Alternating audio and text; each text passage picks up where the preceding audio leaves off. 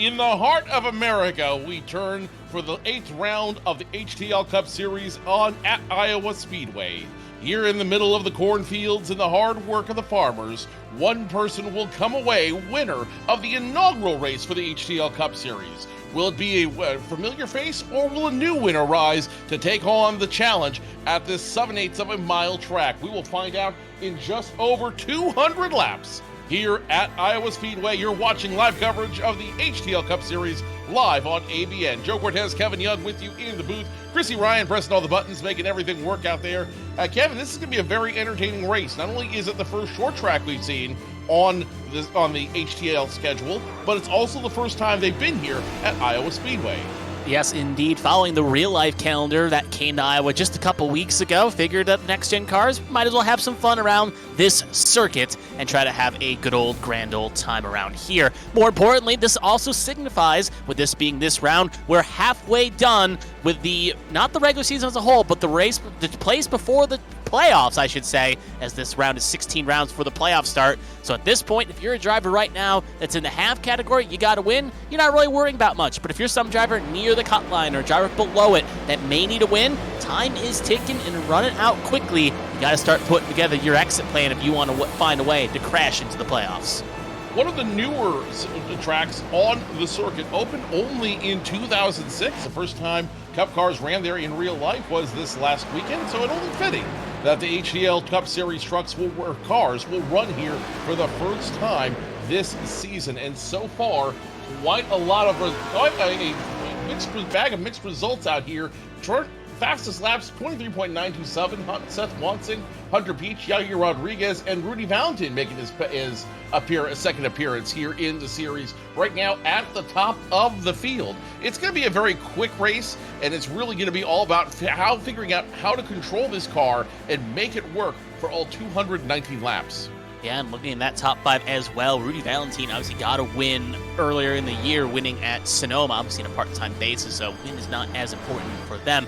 As for Hunter Peach, who won in a controversial fashion last week, he's currently the top five in the regular season standings, and it's definitely something that getting that win takes a relief off his shoulders, especially considering he had a long drought going into that race, and it can let you have that momentum to keep going. But it looks like warm-up practice, I should say, has officially concluded. I think we're going to get ready to go on to qualifying here. Over 35 cars will take the call tonight. A lot of different chartered entries have not entered tonight's race. Some of the missing drivers you'll see out here on the field include the 00 of Pacey Wygant. The 17 of Zachary Meredith is in. Martin Robert is going to be in a different car tonight. He was in the 27 last week. Tonight he will be in the 99. Hunter Peach, we just mentioned, will be also in the mix as well. Bianca Constantino not on the track, and Lily Frazier will be taking over for the 71 of Lily Petelier Sharp.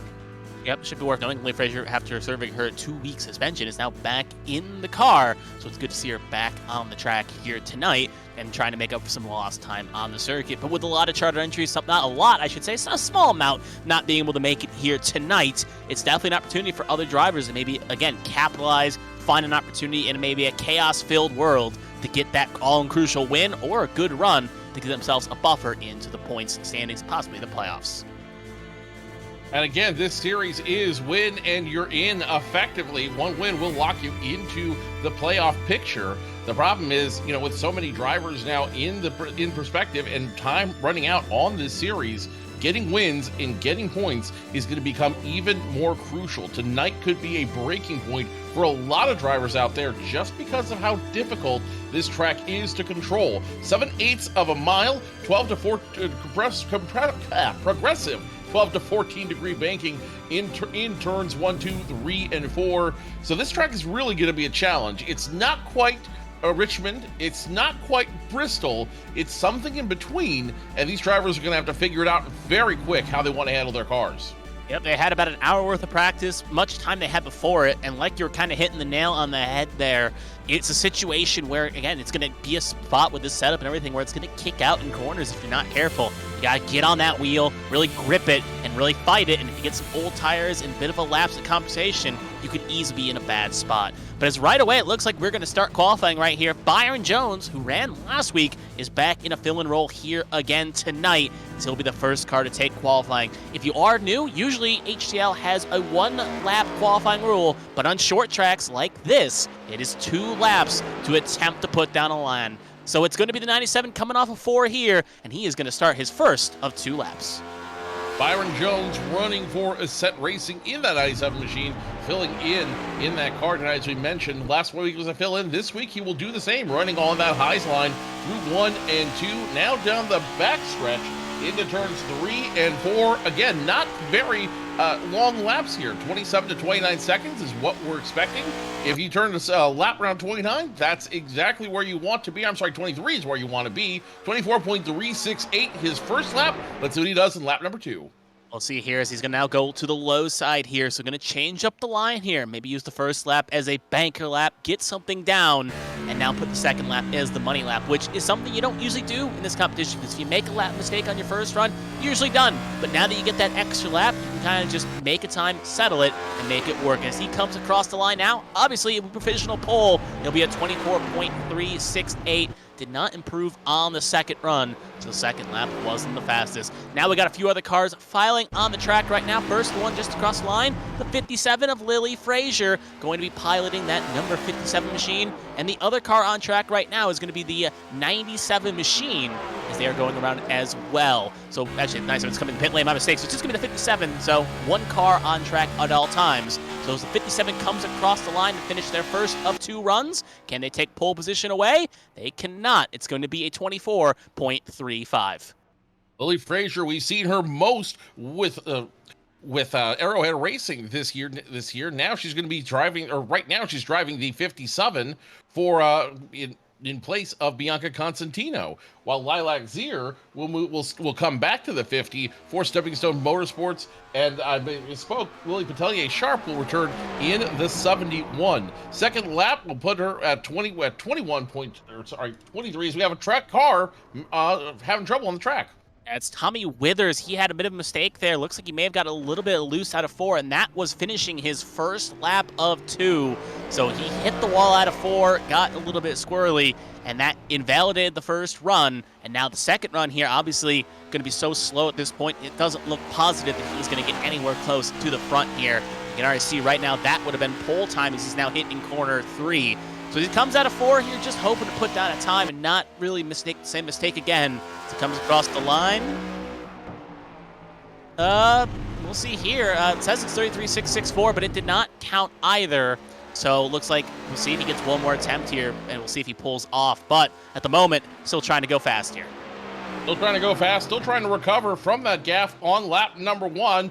No, actually, he's going to go ahead and pull down the road, and that'll be it. Let's go ahead and follow our next one, Jeremy Brialt, filling in for Carmen Sienna in that 44. Yep, right here. Obviously, that was the old John Hagen ride that Carmen took last week, and now Brialt kind of coming back in. Was a privateer for a bunch of different rounds, but now with Arrowhead having a bit of a shuffle at the helm, Brialt was drafted into the folds to fill in on that 44 machine. So Brialt, no spring chicken when it comes to short tracks. You can get a good top 10 run out of him no matter where he goes. So as he comes across here, going to run a middle-ish to high groove. Not going to scrape the wall. Going to come across the line. Can he bump Jones off pole? He cannot. It's going to be a bit slower. Slowest out of the 3 cars, a 24.26 as he comes around to do his second lap. Actually, that was the second lap completed, so 2 laps. Nope, my mistake. He's actually still going. Throwing the numbers off here. We'll see if he actually pits in pit lane or not. No, this will be, in fact, his second lap is a 95. Yahir Rodriguez gets ready to turn his laps one more time for Jeremy Brialt in the 44 machine. Brialt will, his fastest lap will be 23.853. That provisionally puts him in position number 2 as Yahir Rodriguez, a 95 Kubota machine, on track now. Yeah, obviously with, again, cars not coming out double, it's kind of thrown us off a rhythm just a little bit, but we get it nice and fired up here as Yahir coming down the backstretch right now, going to try to finish their first lap. Should be worth noting as well, the second lap seems to be the money lap for these drivers to improve. So the first one's to set the time, set the table, and as Yair just clips the wall there, gives the wall a little kiss. So that is going to be first lap invalidated, and we'll see if that has any effect on the second lap here, but that's going to sit in the back of the mind of 95, and they're going to have to change the line and change it quickly if they want to have any chance to start towards the front. Could create a little bit of problem out there as that lap will in fact be invalidated. We will go to lap number 2 to see if he will be able to turn a time there. His time, oh well, I take it back. His time is validated. 23.935 is lap number 1, but right now not showing up officially in the time, so he may end up falling behind. 23.939 official time for Yair Rodriguez. He's provisionally position number 3. Yeah, we can slot him P3 right now. Now we'll cut the Bobby Super Sub Blowers here in the 34. Whenever there's a bit of a trouble, you call on him and he'll get you a good result, driving that similar scheme he ran last week. As he's going to come across the line here to start, I believe finish his first lap if my counter is correct, and it's going to be P5 for the 34 driver. And now he's going to have to do his second lap here and try to go a bit on the faster side, but that second lap is the money lap. So we'll see as he comes through 3 and 4 here. Going to go a lot lower than he did on lap number 1 here. Going to try to pinch the throttle off. And as he comes off of turn 4 here, can he get and bump provisional pole across the line? It's going to be an improvement, but not going to move him any higher. It's going to be a 24.35, slowest out of the 5 cars to qualify so far. Casey Wygen sneaks in to the track. We did not see him during practice, but he will come ahead and try to make his qualifying run now, see if he can get on the board for with the 00 for Coast to Coast Racing, the 213simware.com machine. Trying that high line, trying to get those tires warm. This should be his first lap coming up here. He will turn in a provisional time of 24.077, puts it right in the middle of the pack. He's going to try to make the improvement run this time around in turns 1 and 2. Yeah, we'll see here. Obviously, a driver that's no spring chicken, one of the few drivers that are full-time to win this season. So obviously, not having to win that much, but obviously wanting to try to get the regular season point series championship and get the extra points that associates with. So as the 00 comes across the line, can he go any faster? He can, but it will still be P4, 24.055. Can't break into the 23s, and will be currently sitting in the first 2 rows. Next driver to take a lap will be the number 2 machine of Josh Arnold, another Coast to Coast Racing driver trying to turn in a strong qualifying time to try to stay in the top 10, but anything is possible. We still have plenty of qualifying left to go, so the number 2 will have to find out what exactly he can do in this car, running the high line for his first lap, trying to get the tires warm. 24.366, that's a safe time. That's in pace with everybody. Now you want to try to get a little bit faster.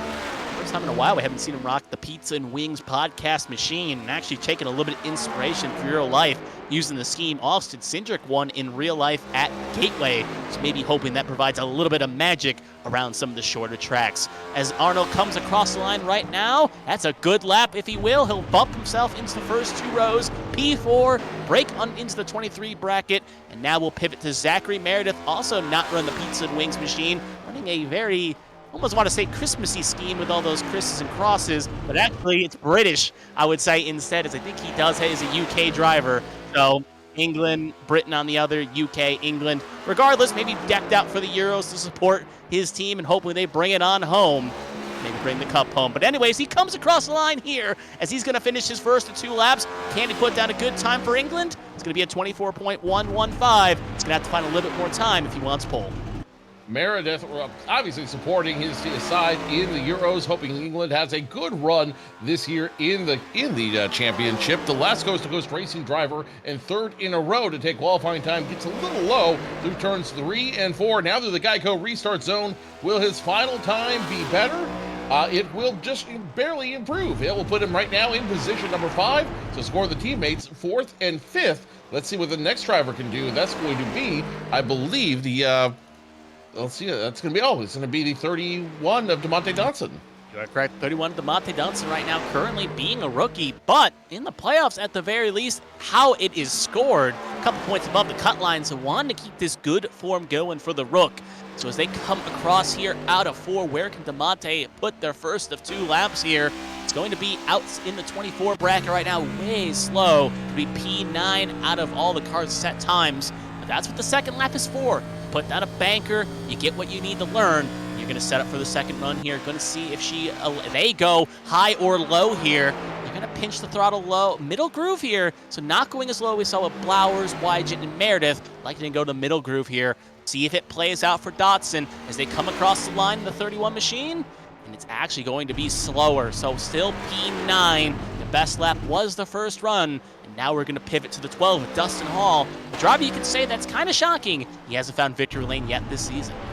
7 HTL Cup Series wins for Dustin Hall throughout his campaign, has not found one in 2024 yet, but anything is possible. As they've said in cornfields before, if you build it, they will come, and Dustin Hall's time may come tonight here at Iowa Speedway. Through the top of turns 3 and 4, getting the tires hot. Lap number 1 time, 24.052. Let's see if he can make it work on the money lap. Running the middle line through turns 1 and 2 will go high. Running that, you can see very clearly that groove through 1 and 2. Middle line seems to be the preferred place everybody wants to drive in 1 and 2. 3 and 4, they want to go down low and use the quickest way around the track to get through the turn. The number 12 comes back one more time, improves his time to 23.3868. That'll put him behind Jeremy Brault in third.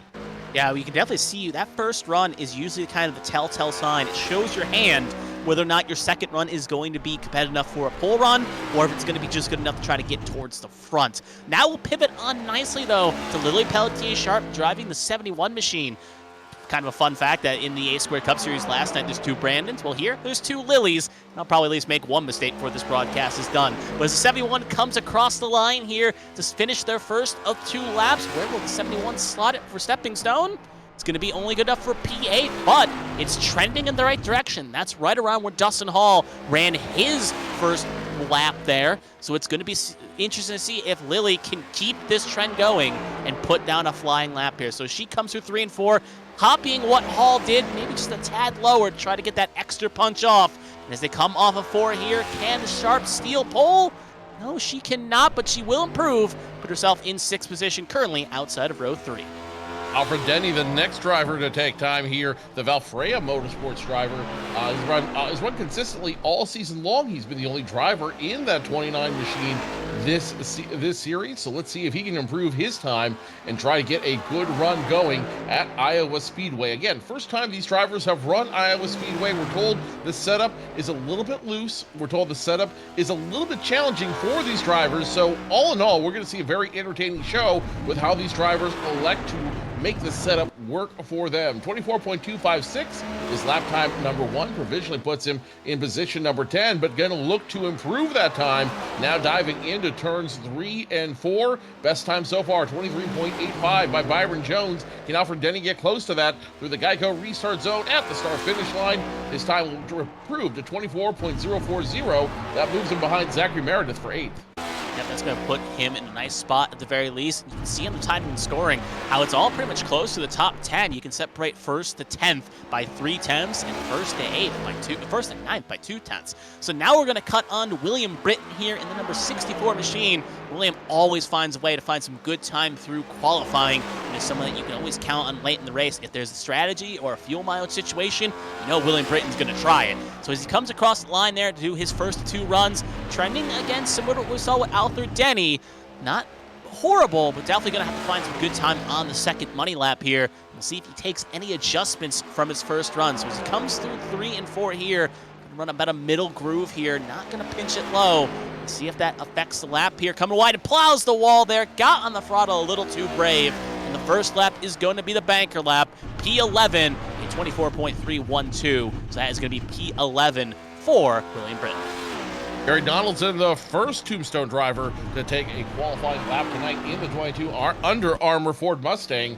So far, running very strong returns 3 and 4 1 and 2 onto the backstretch now. Now diving into 3 and 4, getting around that low line, putting his bank lap up here, a safe lap to make sure that he at least turns the time to get in. His first lap, 24.211. That scores him outside the top 10, but he's going to try to improve that one more time. Gets a little wiggle through 1 and 2. Now onto the short backstretch. 7/8 of a mile. This track is long, so expect very quick laps and expect a lot of turning. So if you're if you like going left, this is definitely the track for you. Through the Geico restart zone at the start finish line, Gary Donaldson will turn a time of 24.190, unable to improve from position 11. I was going to say, if you're watching a NASCAR league or running in a NASCAR league, usually you're going to have to love your left turns. If not, it may not be the right series for you. Maybe Stock Car Brazil, maybe a bit more up your speed. But now we're going to punt on to Eli Sasek in the number 9 for Ascent Racing. Going to start the first of 2 flying laps here. Sasek has been a bit of a driver that's kind of showed not a lot of strength during qualifying, but has found his form during the race. So definitely a Sunday warrior, not a Saturday warrior. Coming across the line to finish the first of 2 laps, it's going to be P11, trending in the right direction, a little bit close to where we saw Pelletier, Sharp, and Meredith do for their first laps, but is going to have to find at least 10th or 2 and breaking that 23-second marker if they want to put down a chance to get pole position. So coming off the 3 and 4, going to pitch the apron there, come on off, going to get as close to the wall as they dare. Across the line for the 9, and it's going to be an improvement, but not going to be too much higher, P10 for the 9 machine. Leah Thompson makes her return to the 27 American Airlines Menards machine. She was away last week, but now is back in the car, back to driving it, and will take her first of 2 laps this time around through turns 3 and 4. That blue and yellow machine will come through, and we'll see exactly what time she can turn in this car. At the start-finish line, first lap, 24.355, puts her out, just locks her into the top 15 for now. Let's see if she can improve as she dives down through turns 1 and 2, along the back stretch, trying to get as close to the wall as she can before diving in one more time into turns 3 and 4, doing everything she can to get that Chevrolet Camaro up further positions and into a great start. Down the line she goes, and that will be good enough. Return at 24.287. That'll move her up to 14th. It always hurts to get out of your car, especially when you know you can run it. And obviously, it's good to see Selena Thompson back. Obviously, not losing a beat. Going to be P13. Cutting to Matthew Boone now as he is starting his first of 2 laps here. Boone in an interesting spot right now, about 4 points out on the cut line, so he needs to use this second half of the regular season before the playoffs to get himself in the right direction if he wants to be competing for a championship like he did last season. Coming across the line as to finish his first 2 laps, 24.409. That is not going to do it, not going to cut the mustard. It's going to be P16 at the moment. He is going to have to find some more time in his second run here, and I think he knows that as he's going to be probably very aggressive, getting on the throttles early as he dares. So as he comes low, going to pinch the apron, almost put a wheel under the apron. You can see as the revs on the throttle quickly as he can get on it. He's looking a lot, trending right nicer. It's going to be a 24.102. Going to put himself in the top 10. So it goes from, 16th to 10th. So nothing to shake out for the 28. The dead man now on track. The leader of Tombstone Motorsports, Blake Henderson, in the 25 body armor Ford Mustang, will take his first of 2 qualifying laps. He was on if you remember yesterday, he was on call with me, and he did a great job. I'm looking forward to hopefully calling some more races with Blake Henderson in the future. Just don't ask him about his Bojangles order. You don't want to know. His Bojangles order is questionable, but he's a good guy through and through. Lap number 1, 24.088, puts him right now in the top 10, but you know he wants to do better than that. The body armor machine continuing to run strong through turns 1 and 2, goes all the way up to the wall, now diving into 3 and 4. What line will he take coming across the start-finish line? We've seen everybody go high, trying to get as much momentum as they can. The only one down low is Selena Thompson. 25 goes high, and he will not improve his second lap. So 24.088 puts him at position 10.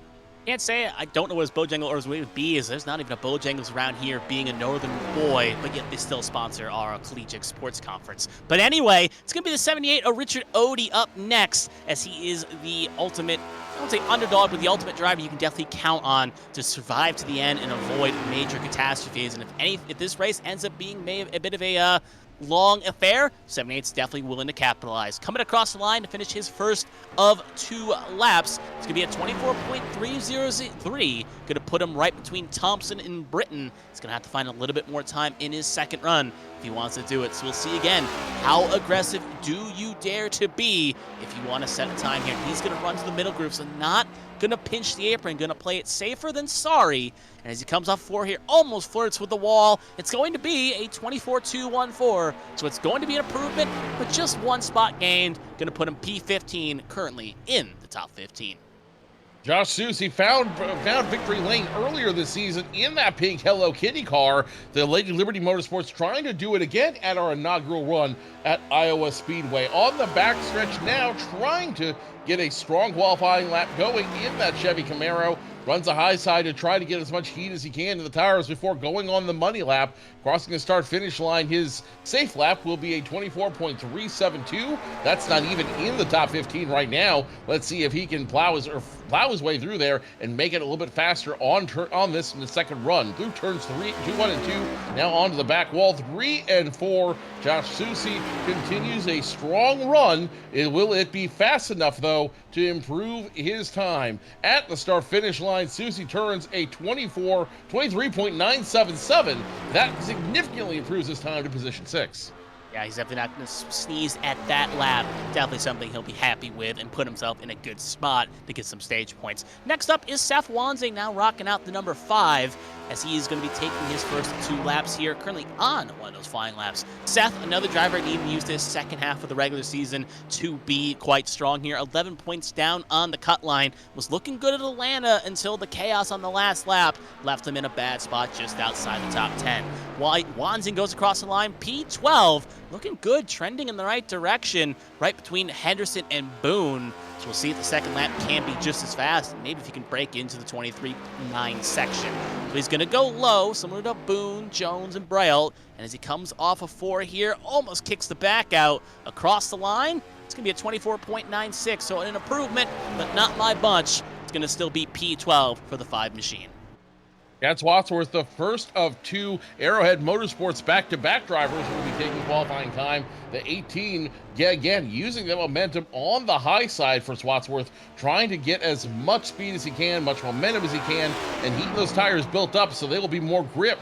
They offer more grip going into the next lap. The safe lap for the Arrowhead Racing driver goes through 3 and 4, no problem. At the start-finish line, the safe lap will be 24.381. Scores him way down the totem, but he's got 1 more to go as he gets through turns 1 and 2 without ease, all the way back up to the wall now before going to round 3 and 4. Chad Wadsworth driving it as hard as he can, trying to get a good qualifying time for team owner Carmen Sienna, who is not with us tonight. We'll get into that more in just a second. Spins it out, going through to turns 3 and 4. Almost puts it in the wall. Yes, he will put it in the wall, and that will invalidate his time. Wadsworth, 24.381.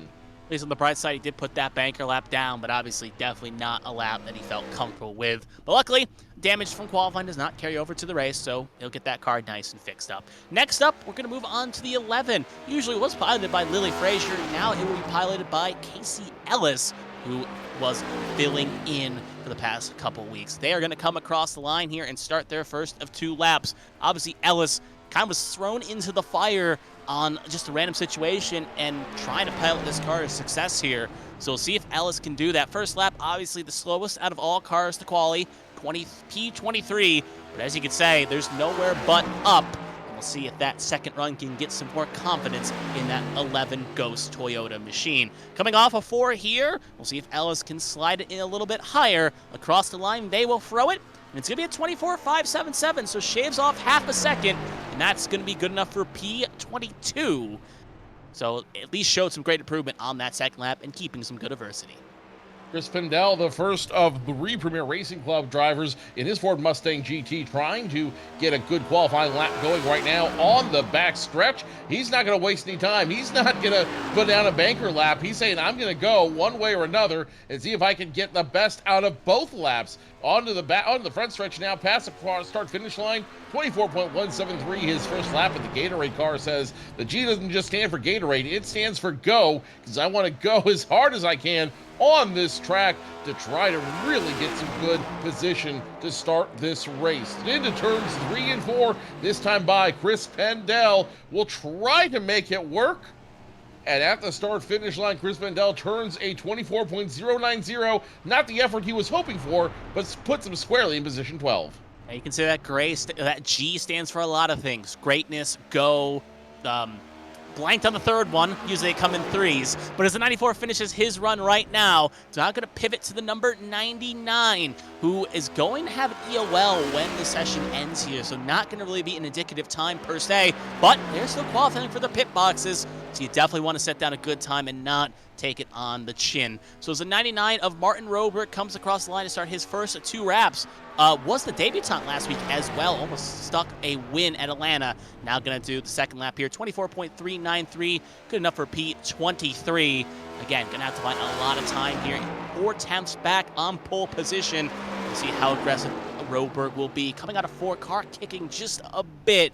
We'll see if that shelved off anytime. Coming across the line, it's going to be a 24.405. So no improvement for Roberg in the number 99 Ascent Racing Machine. And they're going to have at least their hands full of themselves having to try to come from the back. Rudy Valentin found success at Sonoma earlier this season. Now he's going to be the 3rd driver to take over the reins of the 21 car for Unforgiven Motorsports. The WWE 2K24 machine, the Ford Mustang, will make its run around the 3 and 4, that time by, almost tags the wall, but does not able to save it. Will score his banker lap at position number 19. Now let's see if the Tombstone driver can tombstone this track and get a good result for the dead man here as he goes into turns 3 and 4 for the final time. Rudy Valentin looking to make it 2 for 2, although I don't believe he is qualified for the playoffs later this season. Valentin hits the line, 24.022. That puts him in the top 10.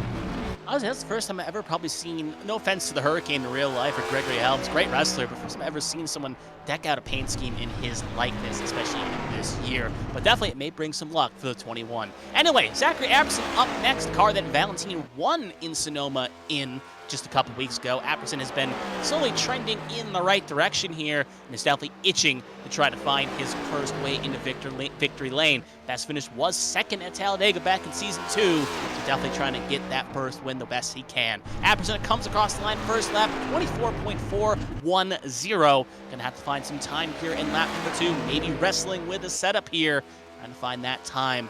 We'll see again if he elects to pinch it low, clip the apron, or run the middle groove. Looks like it's going to be kind of a little bit of hybrid of both. Trying to maybe find the best time he can. Coming across the line here to finish his second run. And it's going to be a 24.219. So that is going to be an improvement up to P20, but still a little bit of ways away from pole position.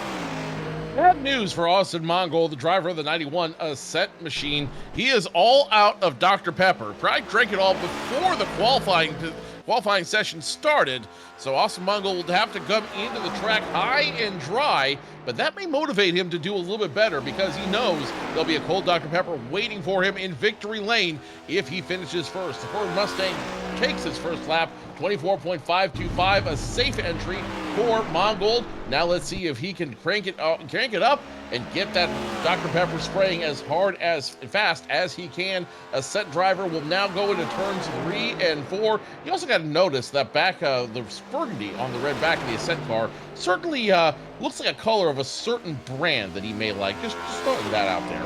24.346, not a great improvement. He will get scored position 23. Honestly, it's probably not a good idea to drink a bunch of Dr. Pepper before stepping inside a race car, as it's definitely, you don't want to you can't run to the loo during the middle of a race. Anyway, we're going to pivot to Dean Clavitt up next. Definitely a driver that had a what-if situation last week at Atlanta. Looked poised maybe to find a way into victory lane, but sadly was not in the cards. But Clavitt's definitely a driver at adversity. He's not going to take it on the chin for too long. Going to get back up on the horse and try again. As Clavitt comes across the line and finishes first of 2 laps, it's going to be a 24.231 for his troubles. E21. And as watching these laps go, it makes you wonder if Byron Jones is going to run the table here. Be the first driver to set the provisional time, and no one else can catch. We still have some more strong drivers left to go. So as Clavitt comes across the line in the lap 2, seeing if he can maybe steal that away from Byron Jones, across the line, it's going to be an improvement at 24.071. That's going to slot him up to P12. So right now, inside the seats.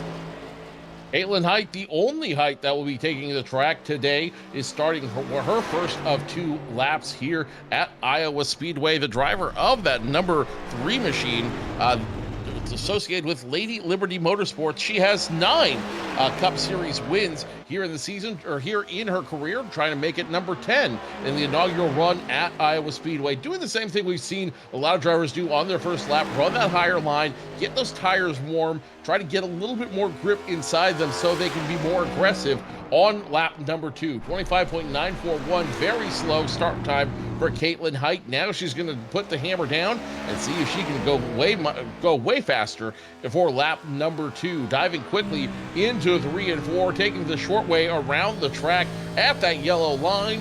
What will her time be as she crosses into the Geico restart zone? Car number 3 will be scored a 24.188. Not a great improvement. Starting position 19. Maybe kind of indicative for what the sponsor is on that car, with the real life performance of that team in F1.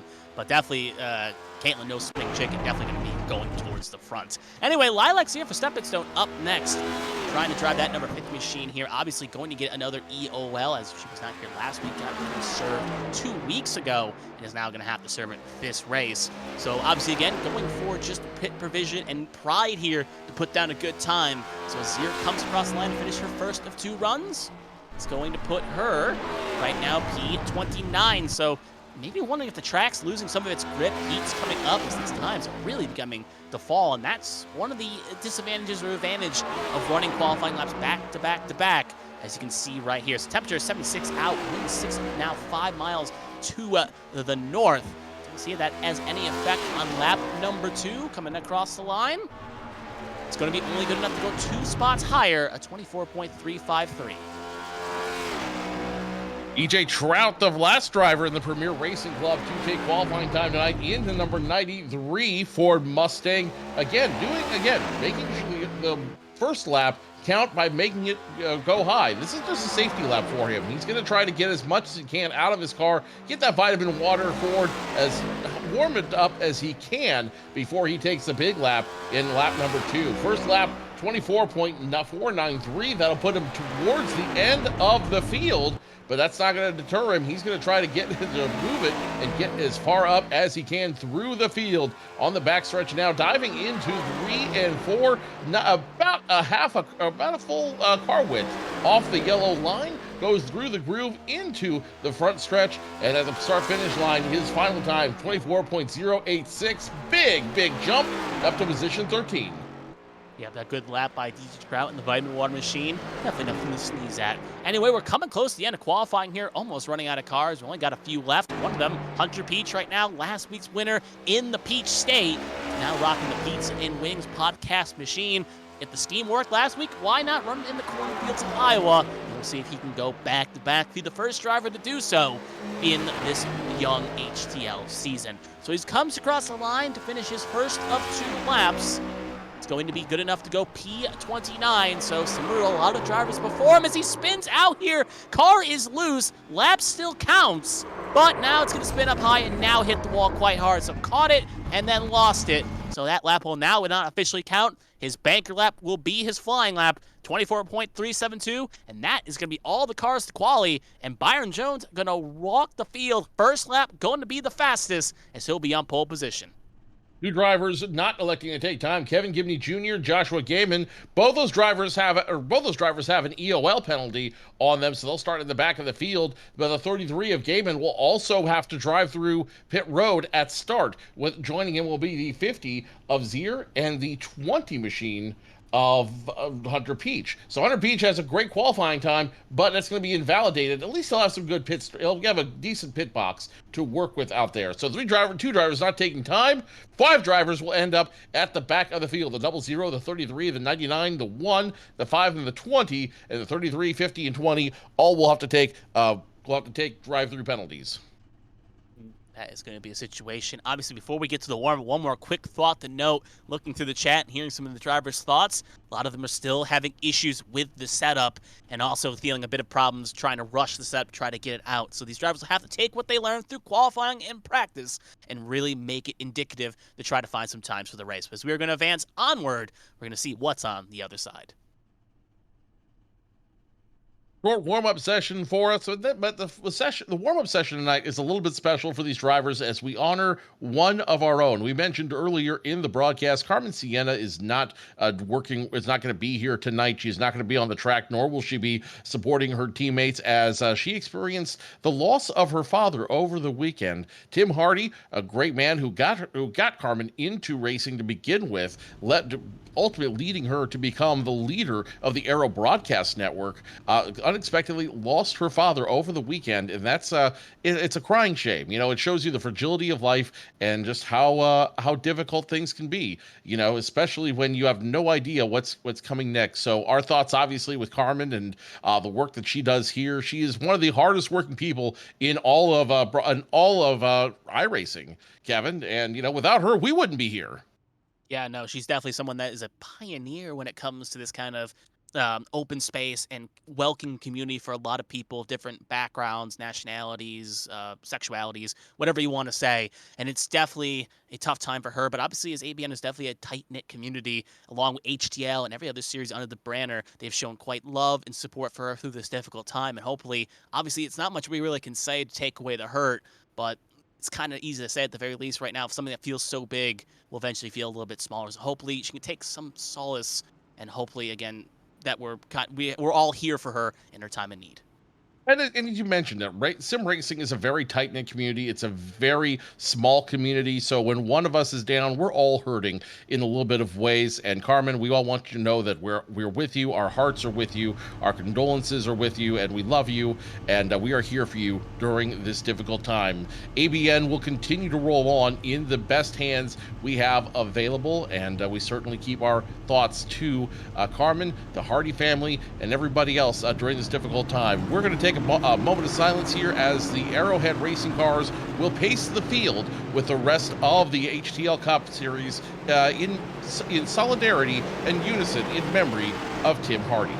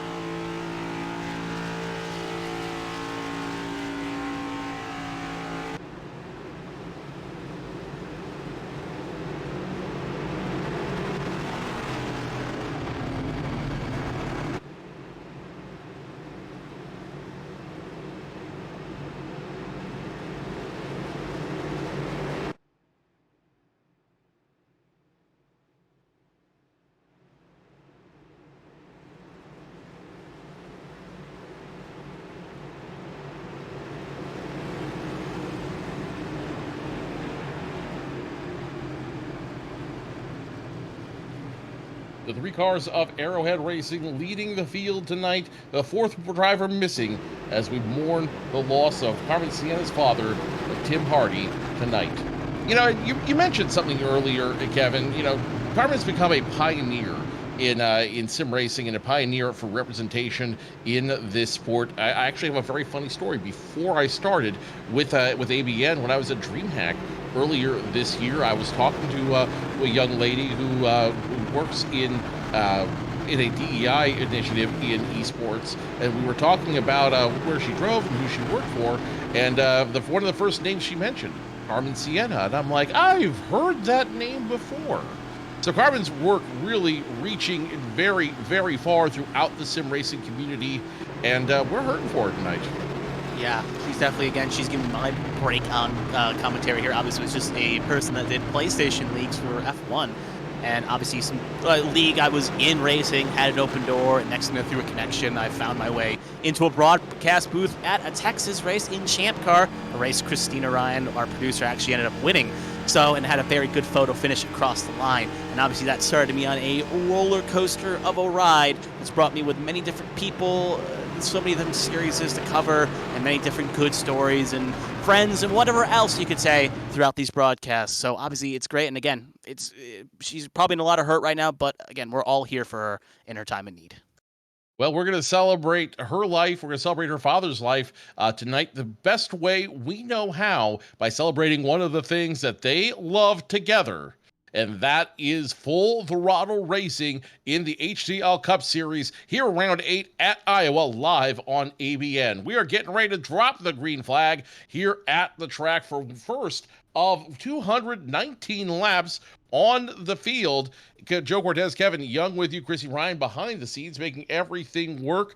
Kevin, why don't you take us through what we can expect tonight as far as stages and pit windows? Yeah, we can do that right now, indeed. Obviously, a lot of information to go over when it comes to that situation. But looking at the stages, obviously, it's going to be laps 60 to 130. It's going to be the stages, obviously, 3 stages, first 2, and the final stage. 6 sets of tires available for all the drivers if they need it. And obviously, around this track, maybe something you do need, but you can get away with 2 tires, especially if you need track position. 63 to 68 laps under green flag conditions to get the car filled on up, and it's about a 12.8 fuel cell liter of range. So these drivers have to be a little bit cautious, and definitely going to have at least a pit stop looming in the final stage, and even the second stage if they don't care about it. So we're now going to move on to the lineup here. And Joe, why don't you start us off with who's on pole position? Going to be a very, very short track, so it's going to be very quick. 3 laps of brake laps is going to take down tonight's starting order. Byron Jones starts on the pole, 23.250 his time. Beats Jeremy Braille by only 0.03 of a second for position number 2. Justin Hall and Yahir Rodriguez now with the set team will start in row number 2. Josh Arnold, Joshua Susi, the 2 and the 81 will start positions 5 and 6. Elizabeth Peltier Sharp will start position number 7 on the outside her, the 17 of Zachary Meredith, and 8 rounding out your top 9, the 21 of Rudy Valentine, another super sub alongside the 29 of Alfred Denny. Moving further down, we're going to move to row 6 with Casey Wyche and Dean Clavitt firing off in row number 6. In row 7, DJ Trout and Blake Henderson, the dead man, will be in row 7. Row number 8 will be Christopher Pendell and Seth Wanzik.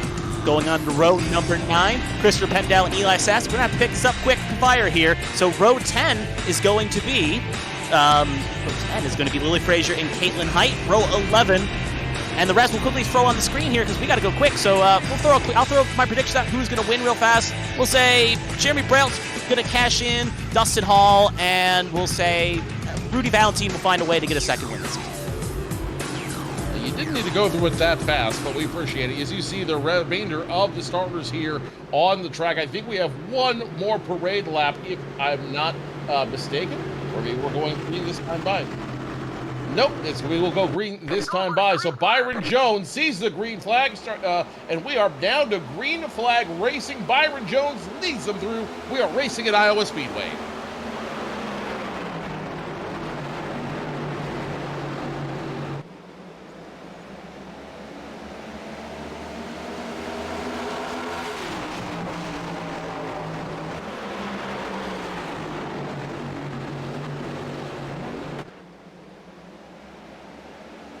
As a complete lap number 1 here, it's going to be the 44 machine of Jeremy Braille completing the first lap and leading the first lap. You can also see Guy here, actually Byron Jones in 97, get a little bit of a shunt there on the inside corner. You can look at the bottom of the right screen right now. You can see a handful of drivers ended up getting EOLs in drive-thrus. Obviously, the EOLs obviously start in the back.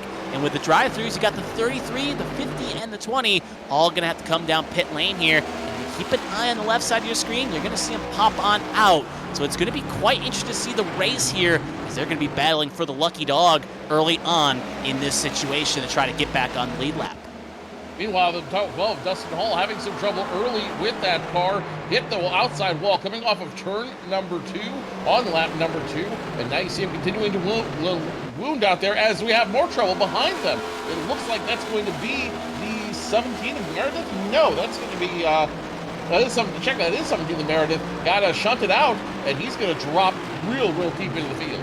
You're going to have two drivers that, and William Britton stationary on the front stretch here. So it's going to be two drivers involved that incident right there. One, the British driver, and the one surname with Britton. So unlucky for indirectly the UK in that regard. We're going to cut back up to the lead. Car spinning. Dean Clavitt coming up the road right into Henderson and the 9 Eli Sasek. And that is going to be the first caution of the night. Saw it out of the corner of my eye. I wonder if Clavitt got just a bit loose there. Ended up taking a few cars and giving them some heavy damage. The vet will bring out the first caution of the night on lap number 4, and it looks like it'll collect 4, maybe 5 cars as a result of that. Let's take a look at the replay real quick. You see the 90 get the wiggle off, coming off of turn number 4, unable to save it, comes through the field, and collects the 27 of Selena Thompson, and several other cars as well. Let's go ahead and go on board and see what they look like. Yeah, well, wide hero Blake Henderson, he got the worst shunt of this. And you'll see Clavitt right there up the screen getting loose, trying to save it. It cuts up. The 9 gets on the brake. Henderson thought he could get through, and he could not. He got the big shunt there. Basically, Wygen had a good rack avoidance there. Maybe we'll get a look at what he saw through his eyes. Let's move on to the next camera here. Let's do actually, I think, a rear shot of Henderson. Now we're going to cut through Wygen here and see what he saw. Selena Thompson also gets a good shunt here as the door closed on her. You can see Clavitt running up the road there, getting cut off. Cars trying to scramble. Wygen gets on the brakes. The hole opens up, and he skates on through. So good early avoidance there for Wygen to keep his car clean. Another driver that got the worst of it there was the 4 and the 9 machine. The 9 belonged to Eli Zasak, got spun around. As you see the 4 of Zachary Apperson now come down to the attention of his crew. Lots of damage. They're going to have to get repaired early. The good news is it wasn't a high-speed incident, so this should be repairable. The other good news is it's not a super speedway or a larger speedway, so aero doesn't matter as much. But you never want to take any chances out there because it still plays a bit of a factor. I think it's at the very least, obviously drivers don't have any fast repairs, but it may be a different series. But I reminded our own producer on the high banks of Iowa was maybe driving what she would deem a shopping cart and a champ car machine, and she made it quite work. So definitely indicative to show that you can make, even if it's in a champ car, a next-gen car, or whatever, with a little bit of aero damage, you can make it work. But if you end up damaging the engine, though, you could really be in for a world of hurt, though. So this caution bails out Lilac Zier, who will get the lucky dog and will get back on the lead lap.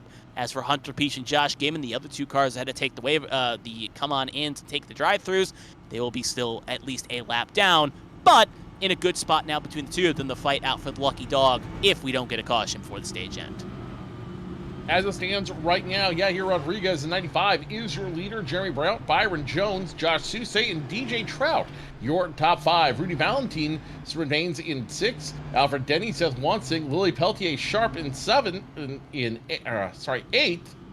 9th, and Caitlin Height rounding out your top 10. So a very interesting crew up front here. A lot of drivers who we've talked about quite a bit on the track leading this group. And I think there's definitely a lot of racing left to be done, but I've got a feeling this is going to be one of those races where you either want to be in the front or you want to be in the back. There's no in between. Yeah, you definitely want to be in one of those situations. Most would say up front, but sometimes there's no danger of riding around in the back until maybe things work out. One car still struggling to beat the 10 count right now is Blake Henderson. Has already gone around 1 lap, is going to go down a 2nd lap. So the dead man may not rise from the grave here. He's going to have still a long time in pit lane. Maybe just going to, if he does come out, just trying to get as many laps as he can. Looks like we'll get extended for 1 more lap here, at the very least an extra lap under pacing here to let the field kind of get fully grouped up here. So it's still going to be interesting to see, as we saw drivers take it a bit cautious on those first 2 laps here. And now seeing a few drivers have mistakes, like Meredith, like Clavitt, like Britton. It makes me wonder if any of these drivers may be like, all right, we can't even be that aggressive. We're going to have to really back up the corners to make sure we don't make any problems worse. As I've said a million times on this broadcast, in order to finish first you must finish. And I think this is a lesson that each of these drivers may have to learn the hard way at this track. Not to mention, this is a brand new track for them. None of these drivers have run in this car, in this series, in this setup. at Iowa Speedway. So there's a big learning curve to be had here. We saw a lot in practice as the drivers were doing everything they can to get used to the car. Now they've got to get used to them in a race setting, which is completely different from practice. You can simulate it by bringing some cars around you and having some friends to help you pace, but it's completely different when money is on the line, when points are on the line, and these drivers are hungry to get those wins. So completely different setting. We'll have to see who calms down and who has the best run through the field. Yeah, that's definitely where you can't really experience that, and that's something racecraft and racing a bunch of races, especially with a group of people that you race with usually, comes into play to really help you out. Henderson did end up leaving the pit lane here, but now he'll be 2 down. Dustin Hall also looks like he had a connection issue as well. So we'll take a quick look at the point standings here. You can see Henderson obviously was 6 in the points. Hunter Peach currently 1 down at the moment, currently in 5th in the points. If they shake how it holds, this could definitely be a bit of a shake-up. Eli Sassick was also involved in the wreck. He's definitely going to be a bit wounded as well. So definitely could be a bit of a turn on the head point today if it still runs like this. But obviously, 10 laps out of 219, a lot of things can change. Pace car going to pull on off here as the drivers get in the restart zone. And away we're going to fire off here on lap number 11. Hey, Rodriguez gets an incredible start, leaves his set racing partner in the dust. So you hear Rodriguez, Byron Jones, first and second, as Jerry Brault now under fire from Rudy Valentine. Joshua Susi, DJ Trout all getting in line, and right now the fight is between cars positions 3 and 4 as a 44 and 21 go to battle side by side. Looking a little bit further back here, obviously we're focused on this main wreck. Dustin Hall just got a tank slapper. He hit the wall a ton. I think his day could be done here as he's currently limping around there. And yeah, front bumper 1 and 2. Kind of looked back at myself. It looks like he just got loose. It kicked forward. And that is not going to be good for the 12 machine, who's still gripping to try to find that first win on this year. Back towards the front, you can see the 95 still taking charge as they will lead this lap with Jones in Poe. But you can see right there, DJ Trout really in 4th, under pressure by that 44 machine. Lots of drivers starting to calm down and get into single file work as they continue to run around this track. I think everyone got the memo. This is not a setup you want to mess with. Let the car come to you, not the other way around. Jones continues to trail Rodriguez, a set 1 and 2, and everyone else behind him. Single file, next battle is going to be around position number 7 as Josh Susi is under fire from the 29 of Alfred Denny. I think we've brought this up before, but just in case you are new here, unlike on the super speedways, the rest of this calendar, there are no fast repairs. So if you get in a major accident, you got to deal with what you have and have to try to make it work. And for Dustin Hall, that damage was terminal.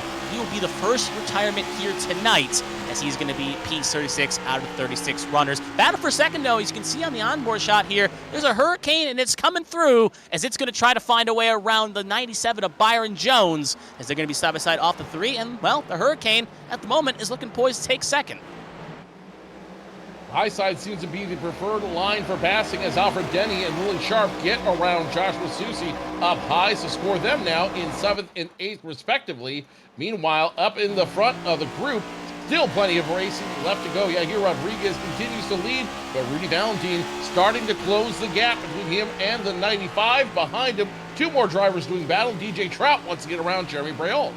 Yeah, as they battle on here, and if we see that graphic, remember, Valentine won at Sonoma, and it makes me wonder as well, if they can get a second win here this season, that may make them enticable for maybe a team to pick them up and be like, hey, you got 2 wins on the year, we got a struggling car, let's try to get into the playoffs, at least in the driver's standings, and maybe get some good performance when the season kicks on. But now we're riding aboard here with DJ Trout, currently slotted in 4th position, as it looks like, again, Valentine running really high. Almost feels like they're going to hit the wall, but right now still avoiding. Trout, though, just playing possum here, just hanging back, trying to make sure the car doesn't kick out and doesn't make any 2 mistakes, and keep it all pointed in the right direction.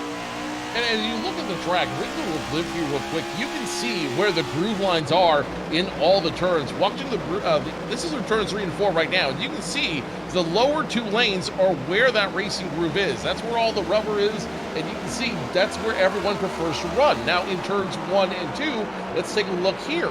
They prefer to run that higher line. almost a car width off the yellow line and into that second lane. So two different approaches going into those two different lines, and that's what makes Iowa really interesting. Plenty of racing room for everybody, as in 97 and 93 almost make contact. Oh, they'll make contact again. I did want to add one more point to that, but we'll have to hold that thought, as now the 44 wants a piece of it. Almost made it 3 wide, as now I guess you could call them 3 wide, as they head off into 1 here. Usually not what you want at Iowa. And as you can see right now, someone's probably going to have to give, but they keep it almost like the warm-up laps we saw, and they're keeping it all nice and clean. Wanzing, though, in the distance, ready to make something happen if they end up colliding. Now riding aboard here with Yahir, as they're going to be in the middle now. Looks like Braille's going to be end up not making anything happen here. We'll back it on out, but still, that 97 is not going to end up making any problems here. Going to still try to get around DJ Trout. DJ Trout, the winner of that battle in a lap or so. So move him up to position number 3 officially. Byron Jones now back to 4th. Jeremy Braille trying to make the high line work. And again, the high line's where we're seeing all the passing as the 97 gets loose. The 97 gets sideways and almost loses it, able to recover, but that's going to hurt Byron Jones in a big way. Yeah, that's going to affect the confidence of the 97, and now it's a situation where you made that mistake. You didn't hit anything, so that's a positive. You didn't take anyone out, so now you got to say, all right, that mistake happened. Let's get back on the horse, try again, and get myself back in a rhythm, because mistakes happen like that, but the good drivers can get out of their head and get refocused. Right now, we'll see if Jones can make that happen. Back up front, though, it's still the Yahir Rodriguez show, as they are still running up front, but don't look now.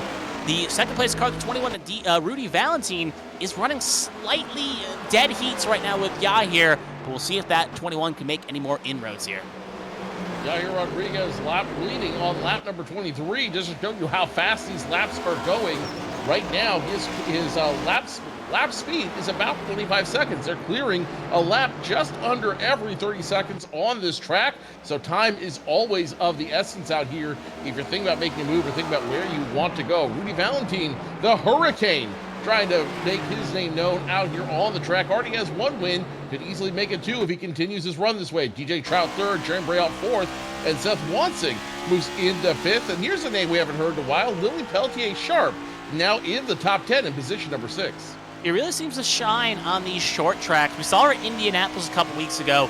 Well, obviously, you weren't here for that, Joe. I was. She was actually running top 5, top 10. To a point, though, not to be too much correctiveness, but she's really good at these short tracks. She knows how to rip and ride them around here, so she's definitely someone you have to have circled to have some good, strong days when we're at these less-than-mile tracks. So we still cut through the field here. Cars making out. We have a caution here. It looks like it's a 31. DeMonte Dotson spun off of 4. And you can see a few other cars having a piece of it as well. Can't exactly see who that other car slow on the inside is. I think it's the 22 of Gary Donaldson. So we'll take a look here again to see what exactly happened.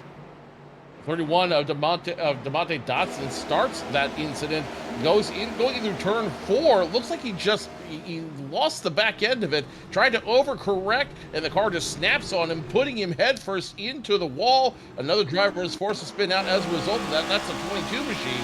Spins out, saves it, but those tires may be cooked, have some flat spots on them as a result of that. DeMonte Dotson could be your next retiree after hitting the fall with his front end hard. Reminds me of something that happened to Dustin Hall. Big lick there as well. We'll see exactly if it can be fixed, and we'll take a look at Gary Donaldson here as well. Obviously, he had a wild ride, but luckily did not end up colliding with Dotson, so very minuscule damage, but maybe have to use a set of tires here to make it get to the end of the stage 1 here because of the spin. So you can see coming out of 4, there's the puff of smoke getting on the brakes and just ends up kicking it out, trying to get on that apron, and ended up spinning it out. But luckily, doesn't hit anything, so all good on that front as least. Can confirm, though, Dotson has officially pulled it behind the wall, though, so their day is done, and they will join Dustin Hall in the retirement zone.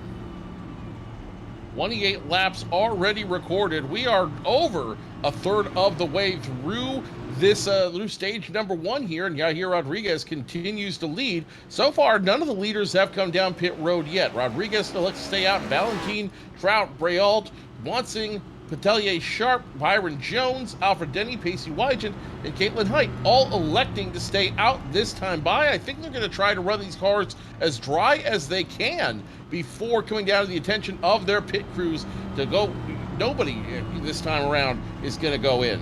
Yeah, with the fuel run being over stage 1, I doubt cars will elect to kind of pit here. A few drivers, obviously, that get damaged or further back may roll the dice to try to get some extra track position for stage points. But if you're a driver up front right now, you got the fuel to make it to stage 1. No real reason to kind of roll the dice here. As we see the graphic right now, 63, 68 laps under green, obviously with 2 cautions so far in the first 30 laps. That obviously is going to give them an extra 1 or 2 laps of fuel. One other thing kind of interesting as well, you get in the league racing experience. When it's a big event or a big sporting event or something like that happening at the time of these leagues, you always have drivers in the chat or the text boxes kind of playing radio communication, updating scores for these games. Obviously, today we are doing this live. It is the Stanley Cup Finals. And again, it's just always interesting to see drivers trying to make something happen. So I think we're also going to have a track fact here as well. Joe, why don't you tell us what this track fact is? Well, first, Kevin, why don't you give us an update on the Game 7 of the Stanley Cup Finals? Well, first intermission, first period done. It is 1-1 after 1. The Panthers are trying to avoid the reverse sweep, going up 3-0, going down. Oilers trying to win the first Stanley Cup for Canada since '93. Now to the track fact. Despite the recent partial repave in real life, the scan used tonight is the old track surface, which is both incredibly rough and worn, leading to handling woes for the drivers and maybe some setup problems as well. So that could be the case of the problem. And more importantly, as you saw in real life, how they kind of paved it, changed lines, even had some bit of PJ1 on certain parts of the corner, it made it a different track than it is in real life. So obviously, again, that's why if you watched Iowa a couple weeks ago in real life, and now looking at this is why it is a night and day comparison, other than also being the daylight when that race happened around 7 o'clock on the East Coast. I was about to say, Kevin, you can't tease the hockey results without giving us. You can't leave the audience with bated breath. I got money on that game. Oh, Joe, who did you bet on, Panthers or Oilers? Oilers, of course. I'm Really? betting on the legacy. Last time they won a cup was when you had guys like Gretzky and Fuhr run on the team. I believe that was Messier on that team as well. So I'm going for the legacy, man. I think I'd throw a counterpoint. Obviously, one of my friends is a Panthers fan, so I can't really root against the Panther wide on open mic. But to kind of throw that point, last time there was a Game 7 in Florida, 97 with the Marlins against the Cleveland Guardians. The Marlins end up winning. 2013 with LeBron's Heat against the Spurs. Again, the Heat Miami team ended up winning, or the Florida team. So I don't think you can get a bet against Florida in these certain situations. But obviously, it's an entertaining game no less. And either way, whatever outcome ends up happening, it's going to be a big day in Florida sports. Regardless, is it going to be a positive or negative outcome? But now we got the one to go here, and it's going to be Valentin and Rodriguez in the front row, with Rodriguez having control of the restart in the zone. We appreciate you joining us here on ABN1 for live coverage of the HTL Cup Series. We'll also keep you updated as best we can on the events going on around the sporting world tonight. But right now, we are all focused on green flag racing as Yahir Rodriguez will quickly enter the restart zone. Green flag flies quick, and Yahir Rodriguez gets a big jump on the rest of the field, crosses the start-finish line first. To score lap 32, Rudy Valentin second, and behind them 2 by 2 they go to turns 1 and 2. Yeah, Valentin obviously going to use this extra little gap here and going to go side by side here down the backstretch.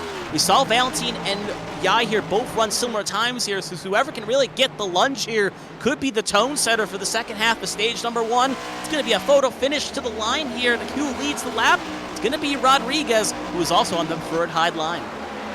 Side by side, the leaders continue to run. The outside line has been the stronger line for passing, but don't count out the 21 of Valentin, who wants to get the Hurricane up front and get him off the top rope and take the lead of this race. Valentin looking stronger on the low side, completes the pass, and Valentin at the start-finish line will lead his first lap. As The Rock would say, the Hamburglers took in the lead as they are going to take P1 with Rodriguez, Trout, and now Braille. You can see in the distance fighting Trout, and Wanzing trying to make a move on Pelletier Sharp. So his drivers kind of check out here to make lines. You can see who is going to be aggressive and who can hold their nerve to keep the spots gained. But up front, you can also see Rodriguez not going away either. Rodriguez thought about trying to make something work in turns 3 and 4, will fall back in line. And I think his thing right now is discretion's a better part of valor. I don't want to force an error that could potentially take out my car, as we've seen so many other times tonight, both in practice and in the race. He'll continue to run the low side. Rudy Valentine running the very, very high side. It's working for him as he's able to keep the 95 in his rearview mirror. Yeah, he's doing a good job right now, but every time I see him go through 3 and 4, I always feel like he made a slight mistake with how high he elects to run.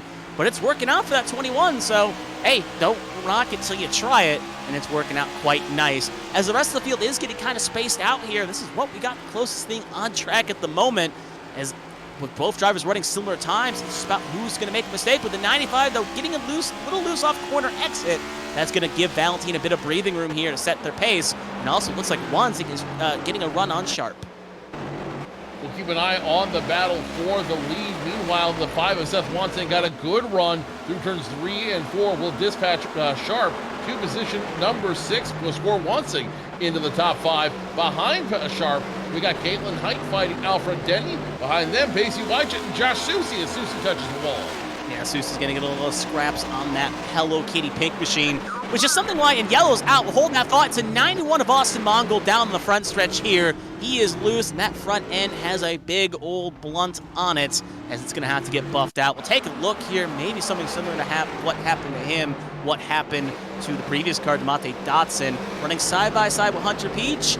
Oh, the car just kicked, and oh, Hunter, big lick in the hallway, and that is going to be a big lick also for the 91. I think we're going to watch board on the 23 now. You see what's happening from the 23 there as he runs behind the 91 of Austin Mongold. You'll get to see right here. That's where this car starts to kick out, gets loose, and unable to save it. The 91 will avoid the 23, but the 23 has to get into the wall to avoid hitting those two cars as well. So two serious, not fatalities, but serious hits to those cars. Yeah, now we'll watch board on a Peach here, and we're just going to watch out in the cockpit here. You're going to see how violent of a hit this is. He's just hanging on the low side here, minding his business, gets a hook, and at that point, you're going about 160. There's nothing you can do to avoid hitting that wall with major force. The question is, how much damage does that 20 have? And this is also the dangers of getting pedalies, or at the very least, starting in the back sometimes, because you have to try to carve your way up towards the front. And at that point, though, you can see front end clip torn off. Maybe not as bad as we've seen through other cars that continue to elect on. But the question is, can it be fixed? Hunter Peach will come down to the attention of his crew, see if they can make some at least rudimentary repairs to get it back to 91 of Austin Mongold. Also down to the attention of his crew, trying to see if they can get their cars salvaged and get them back on track for the night. Other drivers on pit road include the 11 of Casey Ellis, the 23 of Tommy Withers, who will have to get some damage repaired, the 22 of Gary Donaldson, and the 27 of Dean Clavette. Willie Frazier also coming off pit road in the 57. Meanwhile, up front, we have a new leader, and they're driving a hurricane, literally, around the track. Definitely a hurricane indeed. Definitely got the force and the speed of one. We'll see if they can keep that velocity going. Worth noting as well, I had a bit of a ponder and a thought.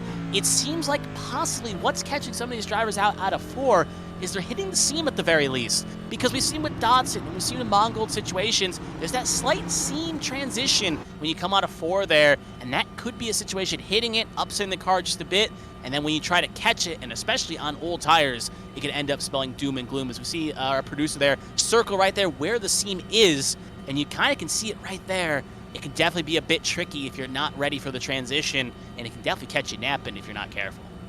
It seems we have a seam issue here on the track, and again, that seems to be really where the problem is. Coming into turn 4 and out of turn 4, that is where you see these drivers starting to lose a little bit, and it can also be a little bit of the setup as well. The seam gets them going, and then with that setup being as loose as it is, it just takes the car the rest of the way around. Very difficult to save as a result of everything going on, and this could be Calamity Corner for the rest of the race. We'll have to keep an eye on turn number 4 and see if that little spot there, the tire mark on the Iowa, gets a little darker. We may go from IO to just I before the race is over.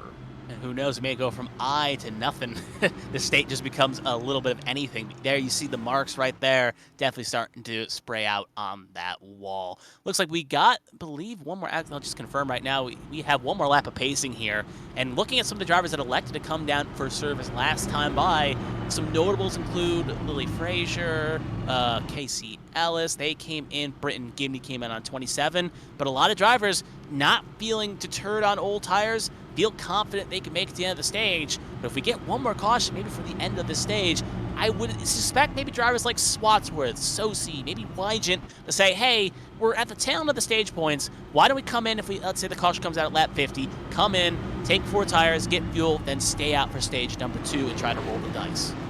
They are limited to 6 sets of tires tonight, which may or may not come into play. We'll have to see exactly how drivers want to work their pit stops and when they want to come down. Although I have a feeling, I just have a hunch, we're going to see quite a few parade laps tonight as we're all now 2/3 of the way through stage number 1. Rudy Valentine will elect to go the high side tonight, or to this restart, I should say. Yair Rodriguez on the bottom. This is going to create a very, very interesting dynamic. Yeah, it's going to be very interesting indeed. We saw how that driver really was respectfully not giving either an inch. And we know they're running similar times, so whoever gets the better restart here is going to be in the catbird seat possibly to win the stage. So as we're going to come out of the backstretch here, all the drivers know Trout, Breo, Sharp, Wanzing, your first 6 rows. Denny, Height, White, and Sosi rounding out the top 10. And some of those drivers looking to try to get all crucial stage points. So Rudy Valentine will be your leader when we come back to Green Flag Racing in just a few hundred feet. Yair Rodriguez already on his door panel, trying to get him to jump the start. Rudy Valentine makes a great jump to restart on lap number 44. Yair Rodriguez behind him. Now Jeremy Braille and DJ Trout doing business. Yeah, and they're going to be a fight here. If you get caught napping on a restart, it can definitely lead you to doom and gloom, and always favors the driver that has control because you can control the pace you want to go. As you can see, though, right there in the long shot there, you can see Trout almost giving the shove to Rodriguez, telling him, hey, I need you to go. I need to make sure I get ahead of Braille here. Rudy Valentine continues to lead Rodriguez in second, and then those side-by-side, 3rd, 4th, 5th, and 6th, as it looks like the 5 makes contact with a Batelier Sharp back there in the 71. Sharp no worse for the wear, though. She's going to get ahead, and she's going to leave the 5 behind, so move Sharp up to position number 5 in front of them, all settling out as well. Trout will move back to Jeremy Braille, and Yair Rodriguez will continue to trail Rudy Valentine. One thing I at least got to say, at the very least, is when Wanzing makes a mistake, he'll always be on the radio apologizing, which is something you can respect. He'll own up to his mistakes, be willing to say, hey, I made that mistake at the very least. Looking like right now, I see cars pretty much single file. We're a little bit further back, and look at that. I see Wygant, Sosi. They're 2 wide there. Alfred Denny also looking like he's ready to crash the party here and try to make a move here. And this is just inside the top 10 last bit of stage points with Denny being the last car. You can see the 94, though, get a little bit loose there. Almost gets in the blowers, but that's not going to be the caution. Seth Wanzing is not going to be the caution. It's going to be Eli Sasek in the 9 car spinning out in turn 2.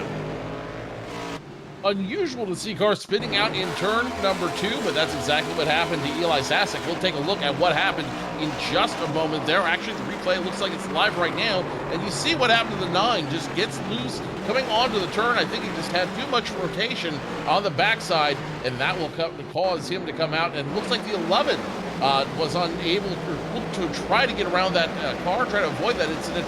Unable to, drives the wall, and gets into the back end of the 9. And keep an eye on the seam here as we slow it down. We're going to watch that transfaction here and see exactly if it catches out. There you can see the car already starting to kick. Looks like clipped it just a tiny bit as the car then spins out. At this point, just on the brakes, trying to lock it up. And luckily, minor damage for the 9, though, just hitting the wall here. Luckily, again, with aerodynamics not being as important in a short track, it could have been a lot worse. And then we'll see the 11, though, coming in the party on that high wall. Just nowhere to go. Tried to get on the brakes, just couldn't make it. We'll take one more look here on board with the 9 of Eli Sasek here. One more lap on board. We're going to run on the back end of that 9 machine. And you can see just exactly how bad the wiggle is here when he goes to turns 1 and 2. Able to save it is good news. He'll only get some minor damage from the back end, from the 11, and some minor damage off the wall. I think the 11's worse for wear there, as you saw her front end just get punched in. Yeah, that's going to definitely affect maybe the engine, possibly the performance as well. We'll have to see how bad the damage is, but there you can see the damage on the right corner panel and the effect that could have, maybe making the car a bit upset. We did have some pit stop drama here, as I was alluding to. Maybe a few drivers would roll the dice if we got in a situation. You can see we have a new leader. It's the 95, Yahir Rodriguez, as Rudy Valentine elected to come in under that last round of stops, along with Josh Gaiman, William Britton, Dean Clavitt, and Byron Jones. So Valentine going to roll the dice, being on a part-time effort. Stage points don't really matter. They think this is the call that's going to get them in a spot to be in the money area to win this race. And they're going to be firing off way in the back, though. They always say, if you end up going to the back, you may be back with the squirrels, and sometimes you may find a nut. 30 laps left to go here in stage number 1. Yeah, here Rodriguez now inherits the lead. Jeremy Brault in second, DJ Trout third, Willie Sharp fourth, and Seth Wansing rounding out your top 5. And we're seeing everyone get a little racy now. Now that the tires have warmed up, now that the cars are getting a little faster, we're seeing everybody get a little racy. They're starting to go door to door. They're starting to really test the limits of these cars. But I also have to wonder, with our 4th caution flag out so far, is frustration starting to set in, Kevin? Are these drivers starting to feel the mental fatigue of just having all the parade laps? Honestly, I wouldn't be shocked, because I've been in races in officials and hosteds where it gets to a point when you get a caution after a caution after a caution. You're just like, I just want to race and I want to have some fun, and it throws you off your sync. It gets you out of your momentum, and you may start being like, all right, how can I be aggressive in this corner? How far can I fire out? And it makes you start second and third guessing yourselves and make mistakes more prevalent. So to see the field get bunched up, and when we go green this time by, we are going to have, actually, we're going to go one more lap. Sorry, pace lights are still on. So when we do eventually go green, we're going to have 8 laps to go in the stage. And if you want to turn the pressure cooker up, here it is. Because a lot of these drivers are going to be fighting harder and harder to try to get those extra, more important stage points at the very least. Again, to finish first, you must finish. And I think a lot of these drivers are maybe losing a little bit of sight of that, but we'll see exactly what happens with the stage coming to an end in just a handful of laps. Yahir Rodriguez will lead them back to the green flag when we go back to green flag racing in just another lap or so. But a lot of drivers are a lot of very interesting drivers. A lot of drivers we don't normally hear a whole lot about are now in the mix up front. I'm talking about Caitlin Height in position number 6. I'm talking about Alfred Denny, the 29, in position number 9, and Martin Roberg, who was subbing last week for the 27, is now in position number 10 as well. A lot of talent has risen here, and it's going to be very interesting seeing all these different faces interact. The short track specialists have come to play tonight. Yeah, and this is definitely where they will feast. And again, with some drivers not being here tonight in their charters, it opens the door for drivers that may be on part-time basis, maybe not always up here to steal some good points, or maybe even steal a win if they can make it play out.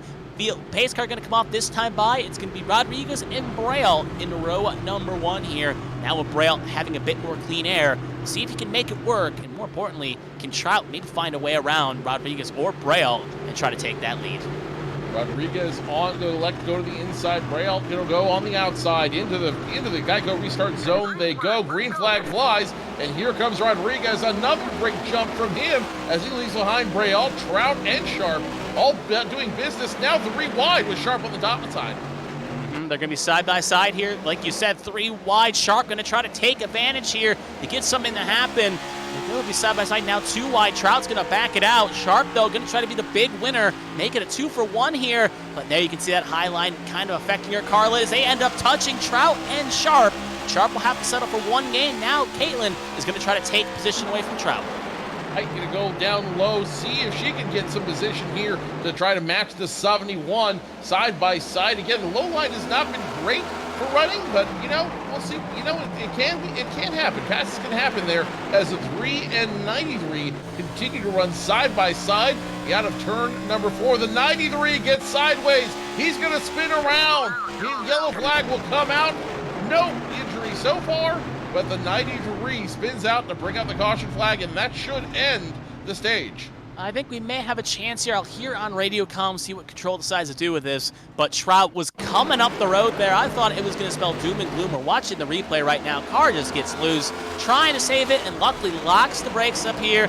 Does what you have to do. Boone almost gets loose here, and luckily also almost makes an incident, but he also avoids the wall as well. So two cars go for separate spins and neither hit any walls to keep their cars clean, but obviously maybe the fire suits may not be so clean.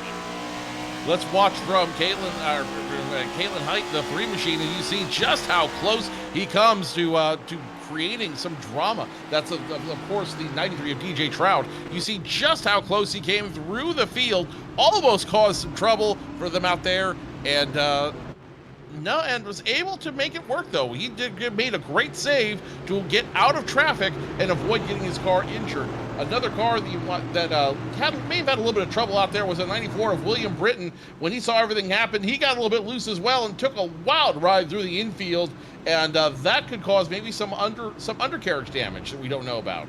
Yeah, we'll have to see again if that has any effect on his performance. But it looks like you were correct, Joe, with the whole field coming on in. Looks like the stage is officially concluded. And here are the unofficial results. Rodriguez, Braille, Sharp, Height, Wanzing, Sosi, Denny, Wygant, Flowers, Thompson. Your top 10. Good stage point there for Thompson. Definitely good. Be quite proud with that. Handful of cars electing to stay out. Most of those cars that came in on lap 48 under the previous caution, they will all take the lead, and obviously that will hand the lead over to Rudy Valentine. Here on the race-off pit lane, it's going to be the 95 taking the win off pit lane. As the rest of the cars file out, it's going to be Braille, Height, Wanzing, Denny, Sosi, Wygant, Sharp, Damon. Their top 10 escaping the pit lane. No differentiation between the top 10 who came in and the top 10 who came out there, all taking 4 tires, full tank of virtual Sunoco racing fuel, and they are down and away. As you see now, the lap cars coming down to the attention of their crews. The up front, though, it will be, when everything cycles around, the 21 of Valentine moves up from 13th to position number 1. Valentine electing to go on a different pit cycle, and this is going to be very interesting to see if that pit cycle works out for him. It looks like a couple other drivers on a different pit cycle as well. William Britton, who we just talked about, going to the infield in position number 2. Dean Clavette now moves up to 3rd, and Austin Mongold, the Dr. Pepper machine, up to position number 4. So Mongold must have been okay as a result of that incident to stay up in the lead lap and ultimately get to position number 4. But another interesting crew who are now on off-cycle stops. Britton should be worth noting as well. He came in at 48, but he took fuel only, so probably on a previous stop, probably at the previous caution, maybe around 30-ish, he came in and took tires possibly then. So he'll have the oldest tires in this pack we're watching, and this will give us kind of a good indicator about, A, how tire wear can affect these cars on long runs, and secondly, if maybe push comes to shove late in a race, you could stay out and make it work. Lastly, one more thing I want to note. When we get the green flag, which I think is going to be in 2 laps time, we'll see when the pace car comes across. Looks like the lights are still on, so we're going to go one more lap. But we're going to fire off exactly at lap. We'll get the line here at 60 and fire off on 61. And usually, when we are in these races and the stage ends, you get about 3-4 laps worth of pacing before we end up firing off from the stage. But here, we're going to fire off exactly just 1 lap after the stage, which is going to put that extra little stretch on the fuel tanks and make it so you have to save a little bit more or have to come in just a bit earlier than you want to here in stage number 2. The fuel run for these cars is just over the stage limit, if I remember correctly. If we can see that again, Kristina, that's what, 63 to 65 plus or minus? So they can make the full run. They can make it on fuel. There we go, 63 to 68. Thank you, Chrissy. They can make the full run in the stage if they go back on lap number 60. So that's not an issue. The issue is is anyone going to be a little bit afraid or wants to change up their strategy going into stage number 3? That's going to be the time to do it and figure out when you want a short pit and how you want to make that short pit happen. Yeah, because if you're a car right now like Valentine, Britton, Mongol, Clavitt, you're going to have to coming in at 48.50. That's going to be a 70-lap stage here, and going 80 laps on a tank of fuel is not advised. While if you're the cars that came in, depending on how the cookie crumbles with some cautions, you could end up saving that number. So we'll have to wait and see how it all plays out. But I feel like a lot of drivers may just, instead of dealing with the headache and possibly going to the tail end of the longest line, if you run out at the end of the stage, they may end up rolling the dice. There's Hunter Peach. You can see him getting caught back up here, and he will catch up to the field, giving us 32 cars on the lead lap. Only Odie and Henderson are, well, Odie's 1 down, Henderson's 10 down. Dotson and Hall, the only two retirements in tonight's race. Rudy Valentine in the 21 will elect to start high when we go back to green flag racing to start stage number 2, exactly on scoring lap number 61. Green flag flies, Valentine keeps him close and then hits the hammer. He will get a good jump on the rest of the field. William Britton now moving up as a 3-wide battle ensues between them. Yeah, they're fighting side by side here, neither giving an inch on those fresher tires here. Don't want to get holed up too much. I think Braille's going to get held behind Britton here just a bit.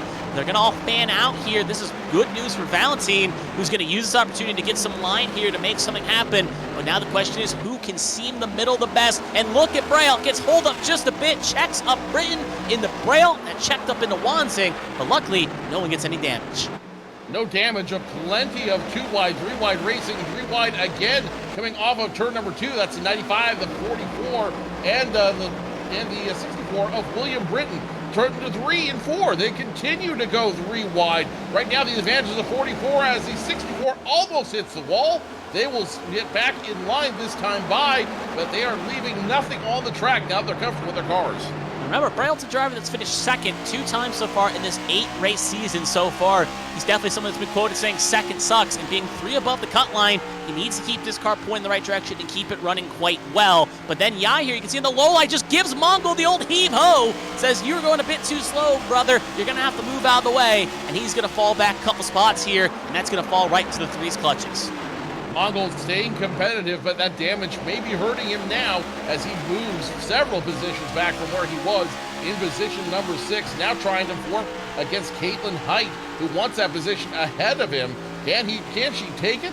We'll see as Britton now also in Quagmire back in traffic. No, Britton gets sideways, gets into the 3 of Height. Caution flag should come out. No, caution, we stay green. Yeah, no one hit a wall here. We've seen cautions for less, but luckily no caution be thrown. Well, maybe unluckily if you're the 3 and the 65.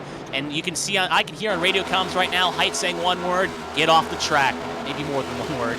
But anyway, though, as we see up front here again, this has allowed Braille, who was kind of slowly chipping away at that 21, and along with the 95 and the 5, to slowly pull away in a 4-car pack with that little quagmire that just happened behind.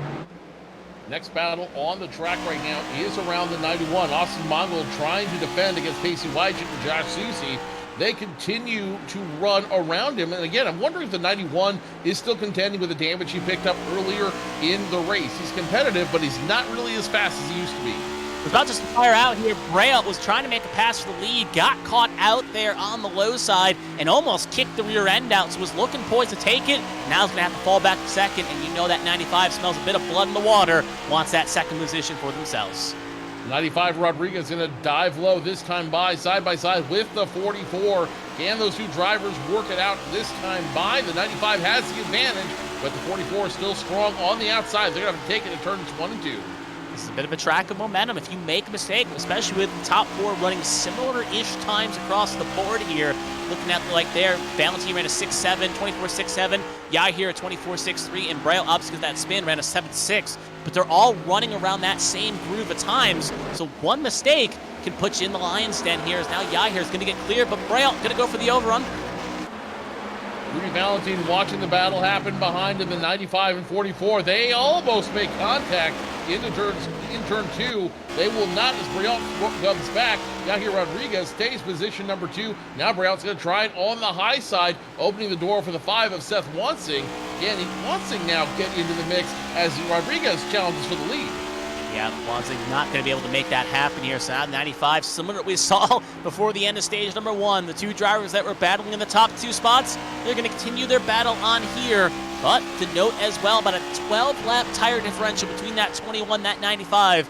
It may not play out right now, but we're going to have to keep an eye on this run goes line. As you can see, the 95 going to get that run on the corner entry, but 21 gets the better exit and will keep that first position. Rudy Valentine holding strong on the high side. The 95 of Yair Rodriguez doing everything he can to try to catch up and get around the 21.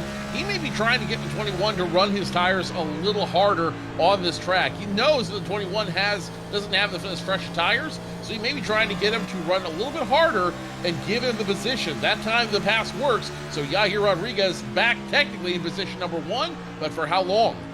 Yeah, we'll have to see on that point as well. More importantly, to spot that McLaren helmet, it makes me wonder if he ends up winning this race. It makes me wonder if Zach Brown will offer him an F1 ride if he ends up taking first position. But anyway, still focusing on the battle here. The 95 going to win the battle attrition at the short term here. That 21 not going away, just like a hurricane. Still on the corner panel for now, but I think they're going to have to concede. The 95 going to take the lead away. Now 21's going to have to go back on offense. The 21, maybe the tires are definitely different between the 95 and the 21, as it looks like there's some more battles brewing behind them. Let's go back to focusing, though, on that 21. They're on a completely different pit strategy. Their tires are a lot more worn. As we've seen on this track, tires do lean a lot. This is not the repaved version. This is the former version. It's a rougher track. It's a little bit rougher to run out here, and as a result of that, they are shredding tires underneath them. Caution out. Looks like Pacey Wygent saw him drop into the field. He is parked in the backstretch here, and this is definitely a sketchy spot to be parked. He's got the brake hold. Can't really tell if he's got any major damage here. Ellis going to go low here. We'll see as well. I think also maybe something happened between Sharp and Roberg because of this checkup, but the replay shows all. I think we're going to have one right here. Let's start with a 0-0. Pacey Wygent going into turns number 1 and 2. You see it right there, trying to ride the seam. He will get sideways and then try to save it. He will, though, get no dice as he hits the wall hard from the front end and will continue and cartwheels down the wall, and that will cause the caution flag. Let's go back now watching the 71 and the 94. Not exactly what happened to the 71 and the 94. We'll see if we can go back and see that, but the 0-0, that is where the trouble begins. Yeah, we'll see here again. Obviously, sometimes it may just be frustration boiling up during the race here. Oh, that may be the incident right there, the checkup. Roberg got on the brakes there just a bit. 71 almost didn't see it, almost got into the back, and also it affected Pendel. So now we're going to watch again here, riding an outboard in the cockpit of Pacey Wygent. And you can see just the car kicks. No real help from Sosi there. Tried to save it, being kicked out, but oh, big lick on the high wall, though. Similar to what we saw with a few other cars. Question is, how badly torn up is that 0-0? That could be your next retiree of the night, as a 0-0 will come down pit road along with the 9 machine. Now, it looks like we got a couple other drivers down on pit road as well. Several other drivers taking their pit stop this time by to see if they can get an advantage on the field. Notable drivers down pit road include the 9 of Eli Sasek, the 3 of Caitlin Height, the 22 of Gary Donaldson, and the 27 of Selena Thompson. William Britton, who was up in the standings as well, will also come to the attention of his crew, and he's taking a very long time down there. They might have been working on some damage issues as well.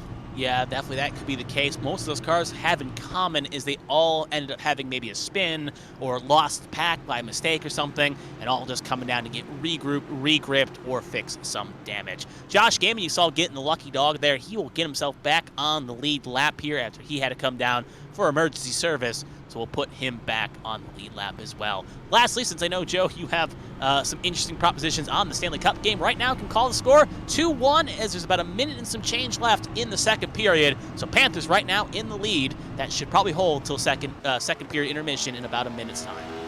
Well, maybe your thing about not betting against Miami in Game 7, maybe there's some truth to that.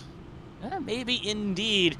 I've saw that the hard way a couple times. You can ask Cleveland sports fans that one, that you never want to be caught in a bad spot like that. But right now, it's still 2-1. So it looks like we're going to have a situation here where the pace car thinks can go one extra lap here.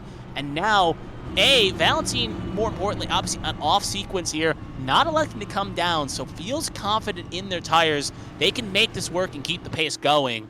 So 21 not abandoning the strategy yet like a lot of the other cars that stayed out. Same thing with Dean Clavitt, but Clavitt down to 12th position, not hanging on as well as that 21 is. Currently scoring lap number 78. Gonna have 2 more pace laps before we go back to green flag racing. Yahir Rodriguez leads them around. Rudy Valentine, Jerry Braille, Seth Wansing, and Josh Susi Now rounding out your top 5, as I think this is going to be the stage where everybody really settles in on their pit strategy. We know the last stage, it's going to be 100 to 100 to about a little over 100 laps, plus or minus. So they know they're going to have at least one green flag pit stop, probably more, as the stages go through. But I feel like this is the stage where everybody's going to kind of determine what they want their pit strategy to be and how they want to set their pit intervals for the remainder of the race. From that, at the very least, there'll definitely be one green flag pit stop in the last stage, with it only being about 80, 90 laps. That's still just one pit stop, though. But this is definitely good practice to know what your car can do on these old tires, especially with this long stage being longer than the first stage, but not as long as the final stage. You take this in the back of your mind. You make notes, and you adjust accordingly to make it work. And Valentine right now, using what they learn, or learning right now, what they can help them out later in this race. So anyway, we now got the one to go here this time by. It's going to be Rodriguez and Valentine in row 1.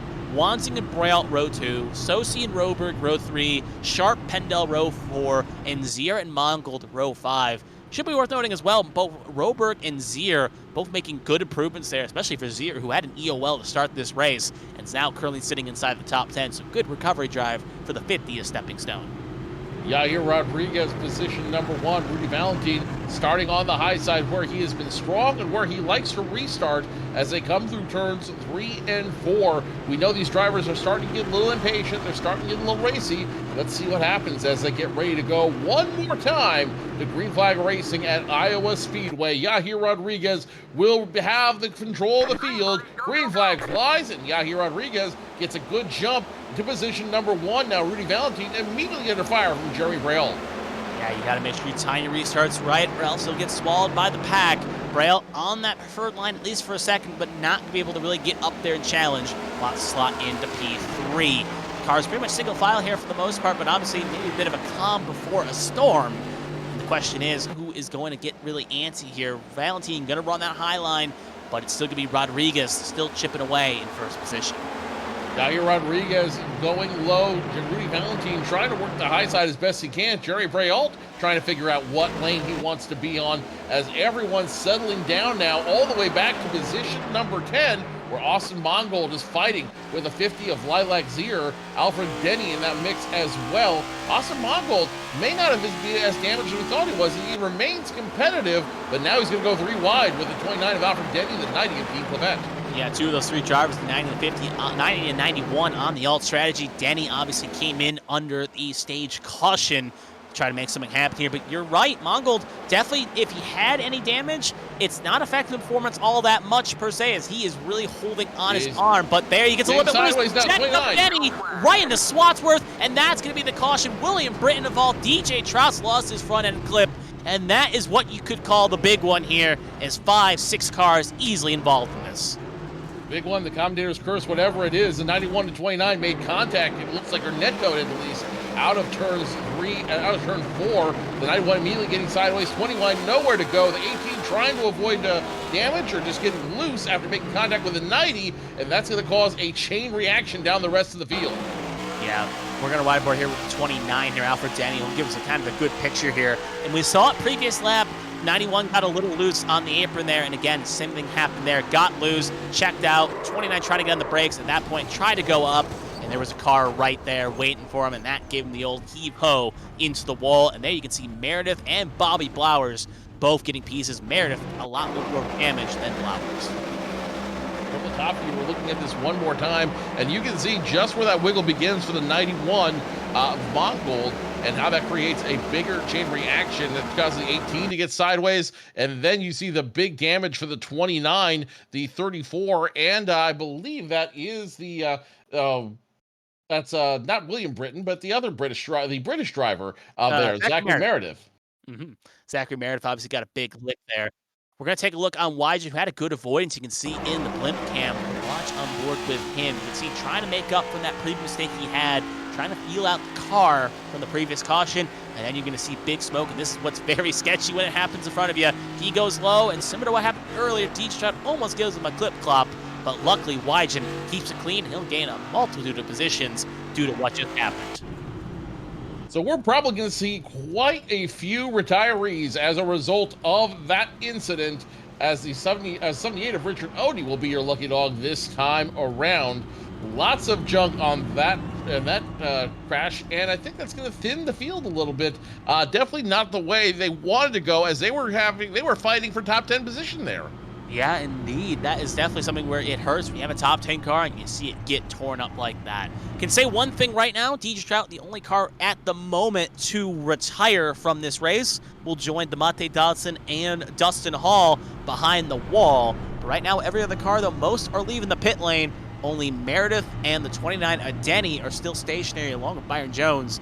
But it looks like both the 97 and the 17 will leave before getting a lap down.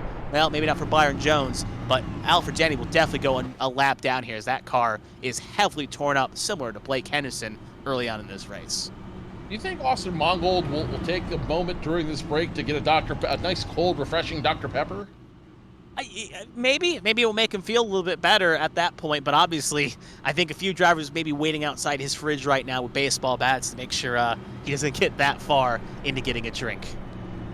I mean, look, I'm defensive of my Dice Cold Dr. Pepper too, but I'm not going to take a baseball bat to somebody from trying to steal my Dr. Pepper. I wasn't thinking that. Just soda. It is, but I don't think they were going for the soda. I think it's more just tempers flaring on a short track is what's going to happen outside that fridge. More like we saw with Stenhouse and Busch at the All-Star race. A lot of frustrations have got to start boiling up, especially if you're one of the drivers in the mid-pack right now. You've got to be a little frustrated about how slow the pace of this race is going. We haven't seen that many cautions. I believe we are on our 7th caution of the night, but that's still, we've run quite a few parade laps, and you know these drivers are getting antsy down there. They want a race, and they don't want to be doing this parade lap stuff. They want to be able to go door to door and fight it out. Yeah, and that's of positive at least is usually if you get a race with early cautions, usually it turns a corner, like going up a hill. Sometimes you get to that peak and it's all downhill. In this case, downhill's a good thing because once you get over that adversity, it's basically easy street for the rest of the way. I honestly think we'll have a clean stage 3. Let me just knock on wood real fast before I pull out a commentator's curse like we both just did on Austin Mongold. But right now, though, still to kind of update strategies here. These cautions are helping out the drivers that came in on the first stage, as they should get enough fuel to make it to the end of the stage. But the question now lies for the drivers like Valentine and Clavitt, who are going for this long game here. I still feel like they're going to have to pit before the stage ends. The question is, when? They may have to pit before this caution period ends, or before we get back to the stage end. But I think, again, it's a matter of who wants to pit and where they want to be on the track, where they want to be in that pit strategy. So I'm not looking for anybody to come in before lap 120, but it's not going to surprise me if we see several drivers go on different pit strategies as a result of this stage. Yeah, I would definitely not be shocked. And again, strategies, sometimes you follow the leader, but other times if you get off the strategy, it could lead you to the promised land. But it's going to be Rodriguez and Valentine row 1, Wanzik Bray out row 2, Sosi in road work. Haven't said much about Sosi tonight. He'll be firing off in the 3rd row here. Rodriguez once again in control of this field. He will lead them to the green flag as a pace car makes a hard left turn down pit road. Rudy Valentine, Yager Rodriguez, row number 1, green flag flies. Rodriguez gets a great jump, and he is back in charge of the field. Valentine in 2nd, and now Brault immediately on the fire for the 81 of Susie. Yeah, definitely going to capitalize here, and they're 3 wide, almost there. Sosi almost got into Wanzik's corner panel, but luckily he's able to kind of keep off it. You know Sosi's not going to want to sit back and wait idly by. He's got a fast 81. He's going to make it work, and he's going to kind of run the 9 up the road just a tiny bit for Wanzing. But they're leaving each other enough space as they'll be side by side across the line here. And look at the car on the low side here, too, making it 3 wide. 3 wide, I was about to say, the 5, the 81, and the 99 forcing the issue down there. Susie in the middle trying to fight off 2 cars at once. The 99 will get back out of the way as Martin Roberg realizes he doesn't want a part of that fight, or does he? As the 81 and 5 continue to fight, 99 dives down once again. Here in radio calls right there, Wanzing was not happy with that pass at the very least, but luckily neither car makes a mistake here. So we see the battle raging on here, almost got shoved out of the way. Now Wanzing's gonna have to regrip, and now maybe Wanzing in the back of his mind's got that, hey, you owe me one if we're side by side again. Rodriguez first, Rudy Valentine second, Jared Brialt third, and the battle's still going on for position number 5 as the 99 and 5 continue to do business side by side. Roberg had the advantage that time around. Seth Wansing, though, he wants his position back, and I don't think he's going to take no for an answer as he continues to go side by side with the 99. Yeah, sometimes you got to pick your fights, pick your battles, and he'll have to check back here at the very least. Should be worth noting, I'm looking at the time scores right now. Valentine set a purple lap last time by, fastest on the track, a 24-24 flat, but just lost some time here this time by, slowest in the top 5. So a good case of have and have not. Was on top of the world, now back in the thing. We have a caution here. Looks like it's the 9 of Sasek who spun in 1. Second spin for Eli Sasek, I believe, and that is going to be involve William Britton as well, as the 9 just gets loose by himself. We'll take a replay here and show you exactly what happened. Coming into turn number 1, at the very entrance of it, the 9 starts to get sideways, nowhere for him to go, gets straight to the wall, collects William Britton as well. 2 heavily damaged cars as a result of that incident. Yeah, we saw that there. He got ping-ponged here. Right aboard again. Sasek got caught up by that corner earlier, and it happened again here. Again, riding his line, goes high, it kicks, hits the wall, and with the iRacing physics here, hits it hard right, and nowhere for Britton to go, and he gets ping-ponged on the corner panel, spins him around, but again, I don't think he hits much. He hits it on the side there, but I think that can be buffed out. For which car? Let's go along board with Bobby Blauer here, as you can see what happens from Blauer's perspective. Looking ahead, you'll notice that the 2 cars are going from the restart zone now across the start-finish line. You're going to see here in just a moment how this incident goes through. You see the 9 get sideways, and craziness happens in front of him. The good news is he's able to avoid it, but the bad news is that's a visual that you're going to have a hard time forgetting about. Oh, that's definitely a crazy visual to see in front of you. It looked very violent, but luckily, again, Britton kind of avoid major issue there. Sasek, obviously, his car was smoking when he hit the wall, so I think his day is pretty much done unless they have a spare engine floating around. But at least with Britton, keeps using his lives here. Maybe a bit of a cat, maybe a British cat if you want to say so. And I think, at the very least, he'll still continue on here. You also see on the side there, Byron Jones, the pole sitter, will get one of his laps back, and I believe that is going to put him on the lead lap here. It will. So at the moment, we have 31 cars on the lead lap, but I don't think Sasek is going to stay on the lead lap here as they come across the start-finish line. Eli Sasek hit the 64 of William Britton going over 80 miles per hour, which absolutely caused the 64 to get airborne, get 2 tires off the ground, and go spinning as well. So the 64, he will have damage. He will have some serious damage as a result of that. The question is, will it be enough to pull him off the racetrack? The 9 should be done as well. Well, we'll have to see here. Both cars now officially have gone 1 down, giving us 29 cars on the lead lap. But we'll have to see. But at least both Britton and Sasek, hearing my own radio comms here, are at least understanding of what happened and not getting at each other here and throwing blame here. So we'll take again a quick look at the window again, just for the viewers at home here. 3 stages. Obviously, stage will end on lap 130. 6 sets tires available. Most drivers in this top half of the field only used 1. 68 laps of fuel under green, which, again, if they pitted at the end of stage break, should be good to go to the finish line here in stage 2, and a 40-mile-an-hour pit lane speed limit if we do have green flag pit stops. Can also confirm Sasek and Britton have both pulled behind the wall, so their days are done, giving us 5 cars now in the retirement zone. Over an hour in the car. We're not even halfway done yet. Yahir Rodriguez, position number 1. Valentine second. Brial third. Susie fourth. And Martin Roberg now in position number 5. Knowing that you're not even halfway done yet with an hour in the car and probably another hour or so left to go, now is where I think frustrations are starting to build. That's where the mental fatigue gets in. As I talked about last night with Blake Henderson, iRacing is not as necessarily as physical as actual car driving is, but it definitely takes a mental toll. It definitely is a game of chess at 200 miles per hour, and at some point, these drivers got to start feeling it, facing it. Yeah, you may not be in a situation where you're in a hot sweat box, driving these cars in the comfort of a house. Obviously, if you don't have good ventilation, you may be in a hot car, maybe in a hot room doing this. But at the very least, though, there is still that mental game. There is still that keep yourself sharp, like you were saying, Joe. It is pretty much a game of chess at 200 miles an hour, and it's about hitting your marks, not making a mistake. And we've seen time and time again in real life racing and in sim racing, all it takes is just one lack of concentration, one slight mistake, and you could bottle a victory or bottle a good finish and end up finishing poorer than you need. So it's about keeping yourself in form, keep yourself in check, and making sure you do it, because it may not be a physical toll, but it's definitely a mental toll. Lights are off on the pace car. Rodriguez down low. Rudy Valentine up high. That's the two positions both those cars prefer to be in when we go back to racing, and those two have been racing each other all night long. Now we're about halfway through this stage, and we know Rodriguez is going to have to come in sooner rather than later. He may be waiting for a yellow flag. We'll address it next time we take a break. But right now we're about to go green flag racing. Kevin, take us to the line. All right, we're going to have the control on Rodriguez, the benefits of being P1 when the call of the caution comes. Pace car going to take the lonesome trip down pit lane. As he enters the Geico restart zone, green flag is out, and away we go. Good fire off there by a race leader. Valentine, though, going to be under pressure heading into one with Braille on their tail.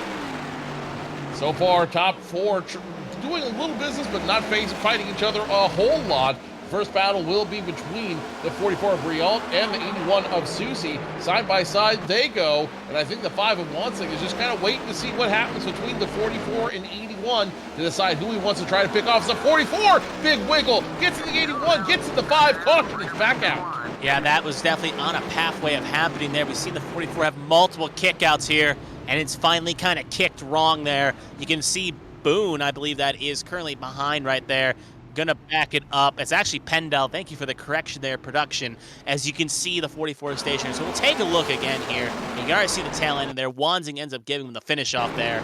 But side by side, and the 44 just kicked on the low side. It's happened twice. Third time's not the charm. He bodies the 81. At this point, if you're on that high side, nowhere the good, but sharp. Good avoidance there to avoid this wreck. On board with Sharp, as you can see exactly what happened from her perspective, and you really see where the 44 starts to lose it going through the restart zone. We'll take a look at that in just a moment. But yeah, the 44 is where this all begins. Let's ride along now. As you can see the 44 there on the left side of your screen coming into the restart zone. You see him getting sideways, goes right into the 81 of Susie, able to escape it though, sees it coming, anticipates it, and gets out of the way. That is just good driving. There's one more I want to see. I was just about to say, I want to see Josh Gaiman here, because there was a situation where he kind of got late to the party here. He had a big lick on the inside wall. So obviously, right now, around top 20 right now is where he's on the track here. Pump of smoke's already happening here. He's on the brakes, almost gets to the 57 Frazier, gets hit by Boone, now sideways, and then hits the wall there. A tree comes up, and then right into Thompson, who spins Thompson around. So Gaiman, kind of just an innocent bystander there, ends up just becoming one of the cars that got the major damage in that encounter. One more view of the race, and let's go ahead and follow, we're going to follow along with the 33 of Gaiman, who inevitably creates the second issue out there. The 33 gets a little bit of love, or hits the wall, and that's going to cause a chain reaction with them as well, and you see exactly how that all comes into play. So the 33 gets involved in that incident. 27 gets a piece of that incident as well. I believe that is going to be Bobby Blower. No, check that. It's going to be Matthew Boone in the 28 that gets a piece of it as well. A couple other drivers also involved. I'm looking at the rest of the replay here. Yep, that's going to be the 33. That's going to be the 27, also getting a piece of that one. So a chain reaction between two cars turns into a 6-car incident. Yeah, and that's just one mistake can sometimes take others out when you're not careful. Should be also worth noting, Sosi and Wanzi both got a piece of that, and they're both electing to stay out here, so damage was minor enough for both. They don't feel like they have to come on in and break up their strategy. We'll see how their cars affect with this possible damage. So anyway, though, as we see here, we're going to get another lap 2 of pacing. We're still on the Valentine watch right now to see when they pit. And the question comes, you want to go as long as you can. If by some chance they can stretch it to 130, they'd be on the same strategy book as the rest of the field and be able to keep the track position. But the concern is, if you pit now, you either have to come back in, you have to use the fresh tires you get for coming in, and then run as much as you can get up. And with the caution laps being kind of short here, well, green laps, I should say, being short, there is that risk you can't make it back up, or come in as late as you can and try to do what you just did again and try to make the sequence work. Rudy Valentine is on a completely different sequence as everybody else. So at this point, knowing that you have so many caution flags coming out, do you just wait and bide your time for the next caution flag to come out? Or do you try to come in now? Do you try to come in when you know you have time to come in, get out, even though you'll be at the end of the field? You'll have that reassurance you'll make it for the rest of the field. That's a very big question that Valentine and his crew need to answer.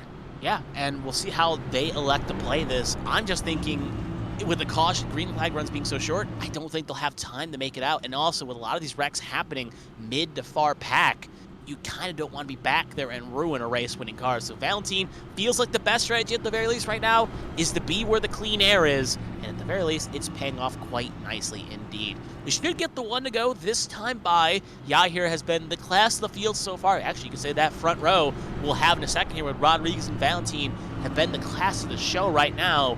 Both look poised. They try to win this stage. But also, Sosi, don't count him out as well. Obviously, he's won so far this season. Defending champion HTL coming into the season. He's only got 3 spots before he qualified, but he's had a sneaky fast night right now. We haven't seen much of that Hello Kitty machine, so he looks poised to try to spoil this top 2 party. Again, Susie's only win this season has come in that pink livery, inspired by his daughters who love not only Hello Kitty, but that pink machine as well. So an unusual livery for him, but it works. He's able to get it, and he's able to get it in victory lane earlier this season, so you know he's trying to go 2 for 2 with the Hello Kitty on board. Yahir Rodriguez, Rudy Valentine will restart in positions number 1 and 2 as they have most of the night.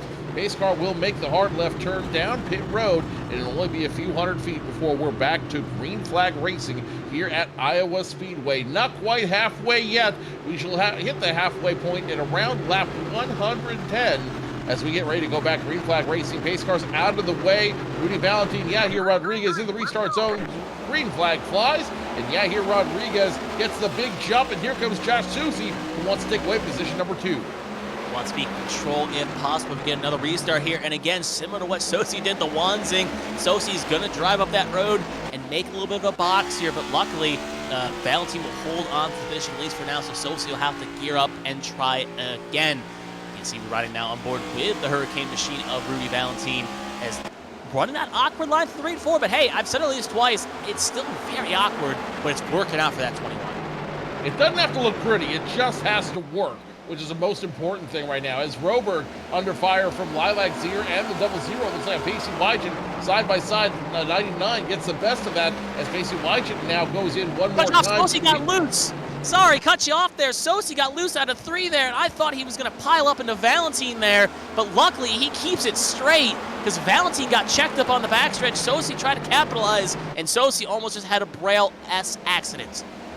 Sosi will move down 6 positions as a result of that incident, maybe more. He's currently scored in position number 9, but he's definitely lucky to avoid damage, to avoid a wreck one more time as they continue to race, continue to fight on the track. Everyone now starting to settle in. No one's really fighting that hard on the track in the top 10. Only battle right now is between Lily Sharp and Pacey Wygen. Yeah, you can see Wygen was another driver that had that mistake about 30, 40 laps ago, had a little bit of damage. Maybe another driver, you're wondering how the performance in that car was affected by hitting that wall. But I think it's not really showing much right now. Sharp gets a little loose as well, bodies into the Double Zero, gets stuck on the wall, but luckily no one behind that 71, so no one will get checked up or get into her. And she's going to kind of go back where Sosi was, lose multiple stops, but still at least in the top 10. Stays in the top 10, but by how much? You will lose at least 5 spots, moving Caitlin Height again up another spot as she passed Joshua Susie not too long ago, and now Caitlin Height trying to get around the 71 of Sharp. Sharp officially scored right now in position number 7, as a lot of drivers in the top group now starting to hold their pace a little bit. Great news for Yahir Rodriguez, who's now taken a big lead over Rudy Valentine. And that he is comfortable, and this is the first time we've seen a driver get that cushion. And now we'll see how they work with it, because when you have this cushion, you gotta save your stuff. You don't have to run flat out feeling like you got a driver beating down your neck here. So Rudy can use this opportunity to hold out and try to catch up, but Yai here can really relax up, not have to can save the stuff, make sure they get their tires. So if a challenger does come, they can use that extra tire life they're saving right now. Cross flags flew in the air a couple laps ago. We are over halfway done here at Iowa Speedway, and about 7 laps done from the, never mind. Caution flag is out. That could be the end of the stage. It's going to be Kevin Gibney. Stage will not end. The stage ends at 1:30, so we got a little bit of ways to go here. Gibney spun on the front stretch here, and it looks like he's still there, at least on my cameras. So looks like we'll see a replay here of what exactly happened if we can find it. Yeah, there's Gibney, and kind of looks like a Steve Park throwback there. Gets loose and ends up spinning down the front stretch here. We'll take another look at that incident from a different angle, but you see Kevin Gibney just gets loose coming out of turn number 4, the same place everyone's been getting loose on that seam as he makes a transition up there, gets loose, gets into the 34 machine of 34, and will go around by himself. So only one car involved in this incident, and hopefully not too much damage for Gibney, but he's going to have to restart from further back in the field. Problem right now is we'll see on live action, he got himself beached on the transition effect here. He's already gone 1 down because of this. I think at this point, he's got to cut his losses. You have to tow if you can't get out because he already lost 1 lap. He's going to lose another lap before he even elects to tow here. And now with the tow time, that's going to put another lap or 2 down. So if he towed right away, may have lost 2 laps. Now you see the pack go by again. He's going to at least lose 2, probably 4 when eventually elects to tow here. So he's just staying here, which is very odd. You'd think somebody would give him a little nudge and help him get unbeached there, but I believe that's a violation of the rules. So Kevin Gibney just unfortunately stuck there, is working really hard to try to get himself unbeached, but actually, like you said, you know, eventually you're just going to have to give it up there. You can see Miss Beers right there. Byron Jones going to be a true friend here and is going to pull him out and get him unbeached. So Byron Jones, I think right now Kevin Gibney is going to owe Byron Jones at least something here. Maybe a cup of coffee, and now eventually he just has to tow anyway, so ends up not really being helpful in the regardless. Engine may have been fried, or maybe the car was too broke, but at least Brian helped out a driver in need. Brian Jones, we're going to watch it on the replay, just very gingerly gets behind the 1 in a show of cross-manufacturer allegiance here. Gives the 1 just a nice little nudge up the racetrack, and that'll be enough to get him unbeached and back up there. So, not exactly. Oh no, it looks like check that. The 1 now back down on pit road, the 97 pacing. And I don't know if he's going to lose position as a result of that, but what a move! That's a bro move by the 97. Yeah, Brian was already pretty much further back there. Obviously, just said, what do I got to lose here? Let's win some friends over here. Gibney's car was pretty much, according to what he said on the radio, was pretty wrecked. And on pit lane, the engine just let go. So I think it's going to be curtains for the 1. Even though he tried to get out, car just stalled out. And you hate to see it, but at least, as Byron Jones, he's the good guy of this race. So, hey, he can take that no matter where he finishes. At least he'll be considered the good guy of today's festivities. If anyone wants to sponsor the good guy of the race, we're open for business. That could be your segment, you know, your brand here sponsoring the good guy of tonight's race. Yeah, the good guy update, performance update, tracking facts, at the very least. Maybe we'll have to workshop that title a little bit. Yeah, open up for anything at the very least. Sponsor the good guy, and who knows, we'll find one throughout the broadcast. So anyway, though, we're going to see the pace car get us 1 extra lap of pacing here, with the pace laps being a little longer here at Iowa. And when we go green, we're going to be at lap 119, so we're going to have well over 12 laps to go in the stage. We can afford 1 more caution, but if we get 2 in the next 12 laps, that could end the stage, depending on when the caution flies. 130 is the point we have to look forward to, and when we get back to green flag racing, we'll be about 12 laps away from that, plus or minus. So with 12 laps of stage left to go, if another caution flag comes out, that should effectively end the stage. And the bad news for all these drivers is they've got the longest stage left to go as a result. About 100 laps in stage 3. It could be a very long night for some of these drivers. Yeah, it's definitely showing right now on the track. And again, got to keep your ups and keep yourself motivated around that situation. One other thing helping out these cautions is Blake Henderson. Remember, he was involved in that early wreck on lap 1. He went 10 laps down, and now being the only car right now laps down, still running. As you can see, Rudy bump into pace car there. He's now down to 8 laps down, so he's hoping for more cautions here, because as they fly and as they run, he's slowly getting himself back on the lead lap, much to the chagrin of Alfredeni, who's 14 down and can't get back on the lead lap or close to it, because it goes down by whoever's the less laps down gets the lap back first. Rudy Valentin, Yahir Rodriguez back in positions number 1 and 2 on this race. Pacey Wychett, Seth Wansing, and Martin Roberg round out your top 5. Lilac Zier, Caitlin Height, Lily Peltier Sharp, Josh Sousay, and Zachary Apperson rounding out your top 10 with about 12 laps to go when we go back to Green Flag Racing before we hit the stage. And as always, or as it has been throughout this race, Yahir Rodriguez low, Rudy Valentin high. We're going to get back to Green Flag Racing here in just a moment. Rodriguez will lead them back to the Geico restart zone. Green flag flies, and no surprise, he gets a great jump on the field. Valentin now under fire from Pacey Wychett. With older tires, Wychett has an opportunity to take second place. Wychett, needing a second one would definitely help him out in the standings. Wants to really be on the prowl here. We'll have to settle in P3 at the moment. Top 5 pretty much single file here. But you can see right there, Sharp under attack here from, I believe that's Caitlin Height, as they'll be side by side here off corner entry. That 3 machine obviously has some highs and lows, came from the back towards the front. Looks like one of those cars puffed the wall there. These cars begin to fan out here. Caitlin Height has been aggressive all night long in the number 3 machine in that Williams-inspired paint job. Height has really worked her way up the field through tonight's race.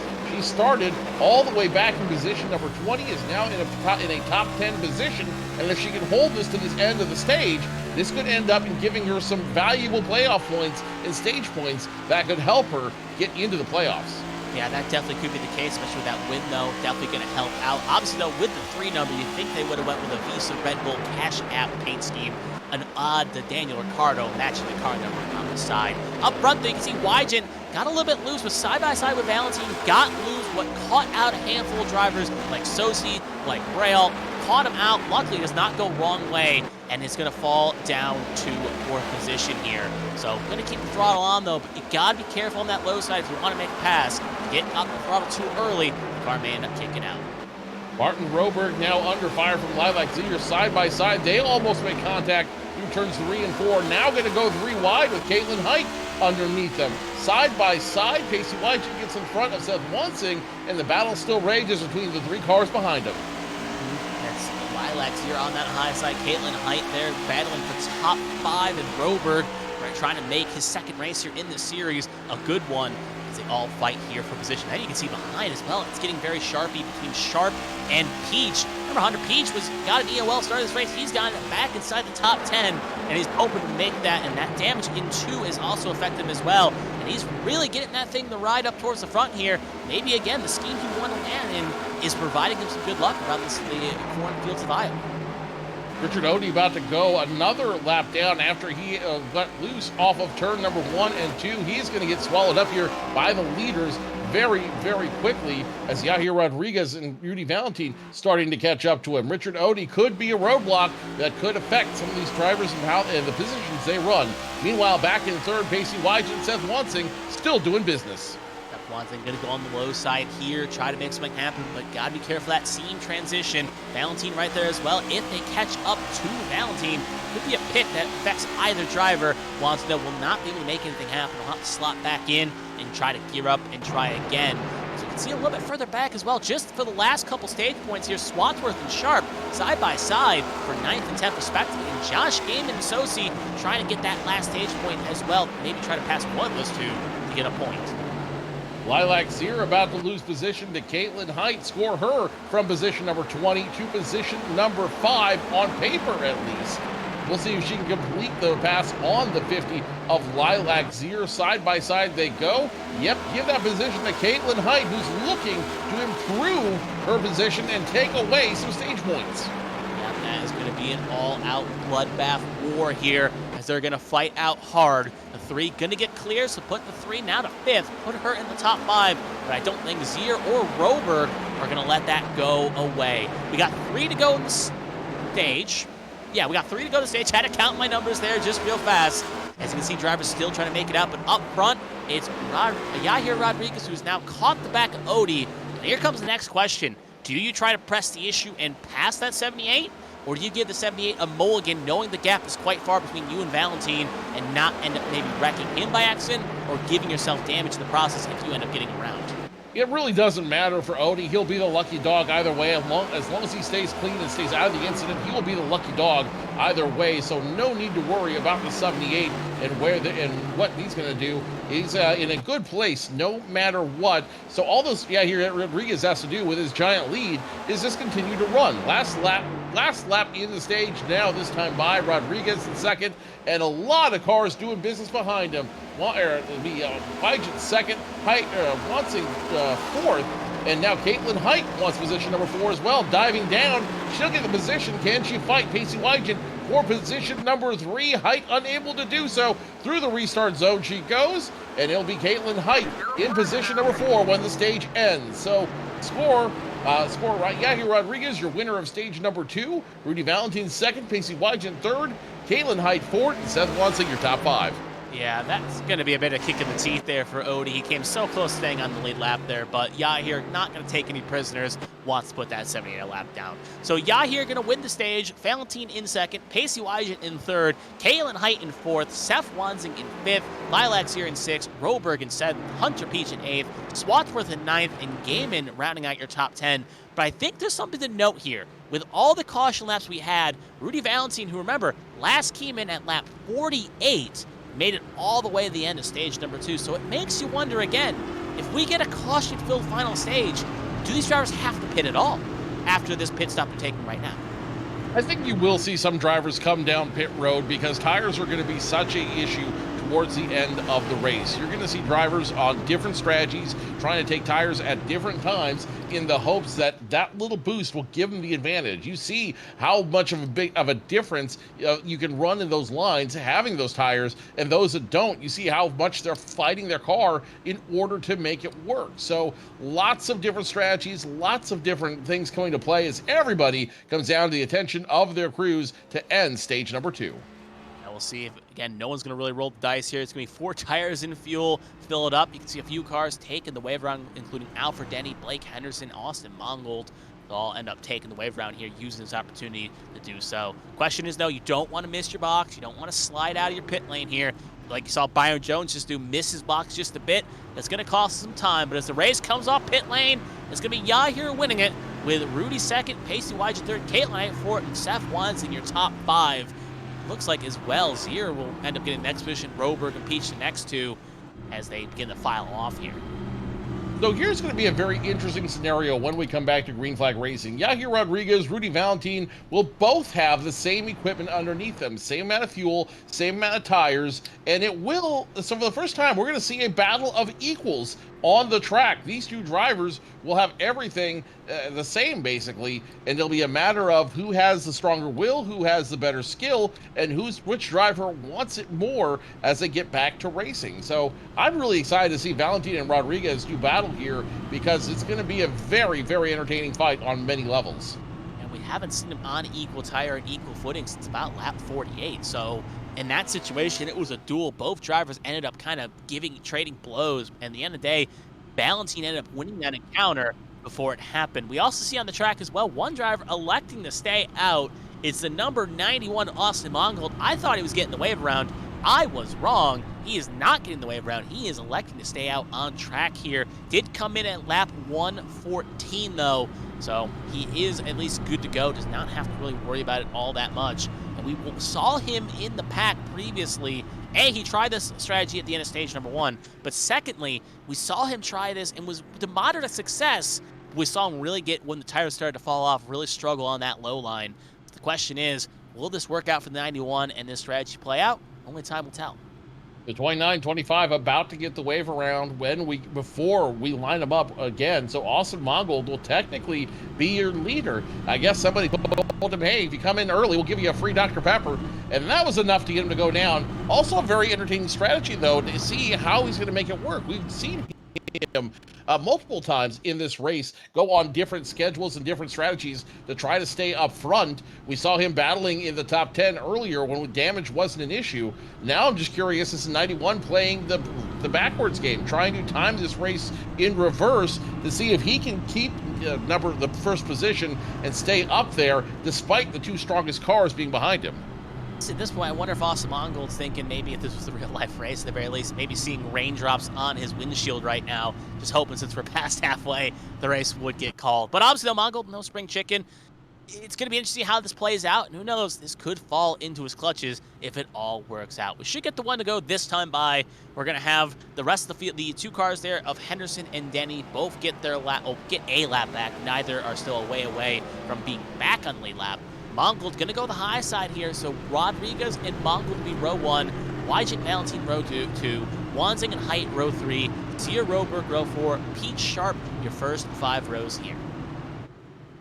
Real quick update for those who are interested. With 10 minutes left in period number 3, the Florida Panthers continue to lead the Edmonton Oilers 2-1. So if Florida has an advantage with half a period left to go, we will keep you updated on that game as we continue to go through. Appreciate you staying here with us, though, for HTL Cup Series action on ABN1 live from Iowa the virtual banks of Iowa Speedway. Pace car about to make the hard left turn down pit road, and Austin Mongold will be in charge of this restart when we go green flag racing. Through the restart zone they go. Austin Mongold hits the loud pedal, and we are back to racing on lap number 137, but that lead could be very short-lived as now Pacey Wygent and Yair Rodriguez doing everything they can to get around the 91. It's going to be a bit of a roadblock, to get honest. Whoever gets maybe around that 91 first could be poised to be in a winning position here. Right now, it's going to be 3 wide between Valentine Wygent and the 95 of Rodriguez. Wygent, though, going to try to make that high line work. Now the question is, wherever that 95 pinches their car is going to be in a good spot. Wherever that 91 pinches it could be the one that allows the car behind to get the run they need to make. Mongold continues to lead Wygent and Rodriguez side by side for position number 2, and then there's Rudy Valentine cruising behind them, waiting to see which one's going to get the advantage, which side he wants to go down. Seth Wansing also in the mix right now in position number 5, watching everything happen in front of him. Martin Roberg and Caitlin Height doing business side by side as the 91 now slows up. The 91 forced to check up as a 00 and 95 flank him into turns 3 and 4. Oh, it's getting very close and very spicy here. Wanzing gets into the side of Mongold, down on the grass. He's got it saved, though, but that's going to be multiple spots lost for that 5 machine. Back up front, though, the top 3 have dispatched the Mongold here, and who can get the runoff here is going to probably be the one that controls the pace here.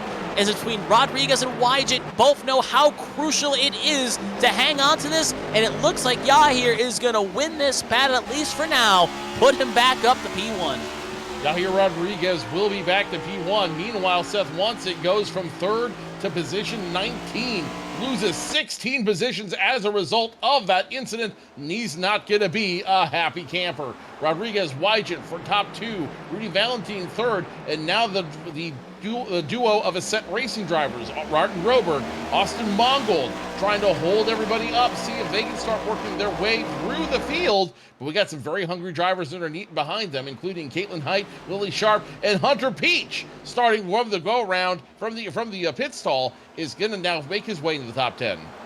Cars fan out, fight out, and make spots work here. Question is, can you make that line work? And Sharp right now going to be behind Mongold. That could affect performance just a bit, as with those old tires can really play out. Height, though, we know had a little bit of a run-in with Britain earlier. You could argue maybe a bit trying a different strategy here, but right now not affecting. Gaming way up the racing surface there, just trying to find any clear, and he can maybe make something happen here. Yair Rodriguez continues to lead. Wygent, Valentine, Roberg, your top 4. It looks like Hunter Peach gets off spec. No, check that 71. A Sharp's going to go around and create a chain reaction through the field. Several cars jumped as a result of that incident. The 20 getting heavy damage, the 18 getting heavy damage. Caution flag flies. That could have been the big one. Yeah, I honestly think that was close to the big one here. Clavitt not happy with Sharp's braking performance here, but it's all going to start off here between Peach and Sharp here, side by side. And at first, we thought it was going to be Peach the cause of this incident here as they touch, as he is sideways on the brake, but there you can see Sharp up the road, gets bumped by Gaiman. That sends him sideways, and at that point comes a track blocker, swaths for heavy damage. Clavitt nowhere to go, and that's probably why he's complaining about the brake. And much cause violence. Seth Wansing gets a piece of this too later on with Apperson. Let's go on board with the 5 of Seth Wansing now. So you can see him going through turns 3 and 4. Sorry, first going through turns 1 and 2 right now onto the backstretch. There's plenty of racing way up ahead of him. Now watch as it goes into turns 3 and 4 as this chain reaction begins. You're going to see way up front the car is starting to smoke, and there it goes to 71, getting sideways, and you see just how much damage there is in front of him. The 27 of Selena Thompson, nowhere to go. She will veer in front of the 5, and the 5 gets a big piece of that one. Should be enough damage. Should be enough to keep the track going, though. Yeah, we'll see here as well later on. Has been between Peach and Sharp, and you can see right there. Peach, luckily, that actually ends up helping him out quite nicely. He's on the apron, but he gets a piece of Apperson there. I thought he was going to be clear, but obviously comes back up the road, and then you can see a little bit of fender there. Second big wreck he was involved in. I think we're now going to follow the 33, who ended up getting into the back of the 71. One more position, one more look from the 33 of Gaiman. As you see, the 20 get bodied there by the 71. 71 forced to check up. 33 nowhere to go. Will go straight into the back end of the 71, and that's what causes this entire chain reaction down the road. Yeah. As it looks like we're back to live action. I thought we may have got one more, but we're not going to get one more. We are now live action here. Multiple cars, heavy damage, to say the least. You can see pit lane a crowded place, but most of them are going to get out, beat the 10 count that were involved in that incident. Wansing, Swatsworth, Zier, Sharp, Clavitt all escape it without going one down. But now the question is, how badly torn up are some of these cars? And in turn, are they going to still have the performance they need? Because Wansing was a top 5 car, Sharp was a top 10 car, and now with that damage, is that going to affect the performance? The 5 of Seth Wansing, will get a black flag as a result of his actions in that incident. He will end up with an end of line penalty, so he'll be forced to restart at the back of the field. Tough break for him. Was running top 5. Now he's going to have to fight his way up the ladder once again. So Yahir Rodriguez, your leader, Pacey Wygen second, Rudy Valentine third, Martin Roberg and Austin Mongold, your top 5. And you got to give credit to Mongold for running just as hard as he is, on being on a completely different pacing or a pit cycle. He's definitely in a place where he has an opportunity and the advantage to run with all these drivers.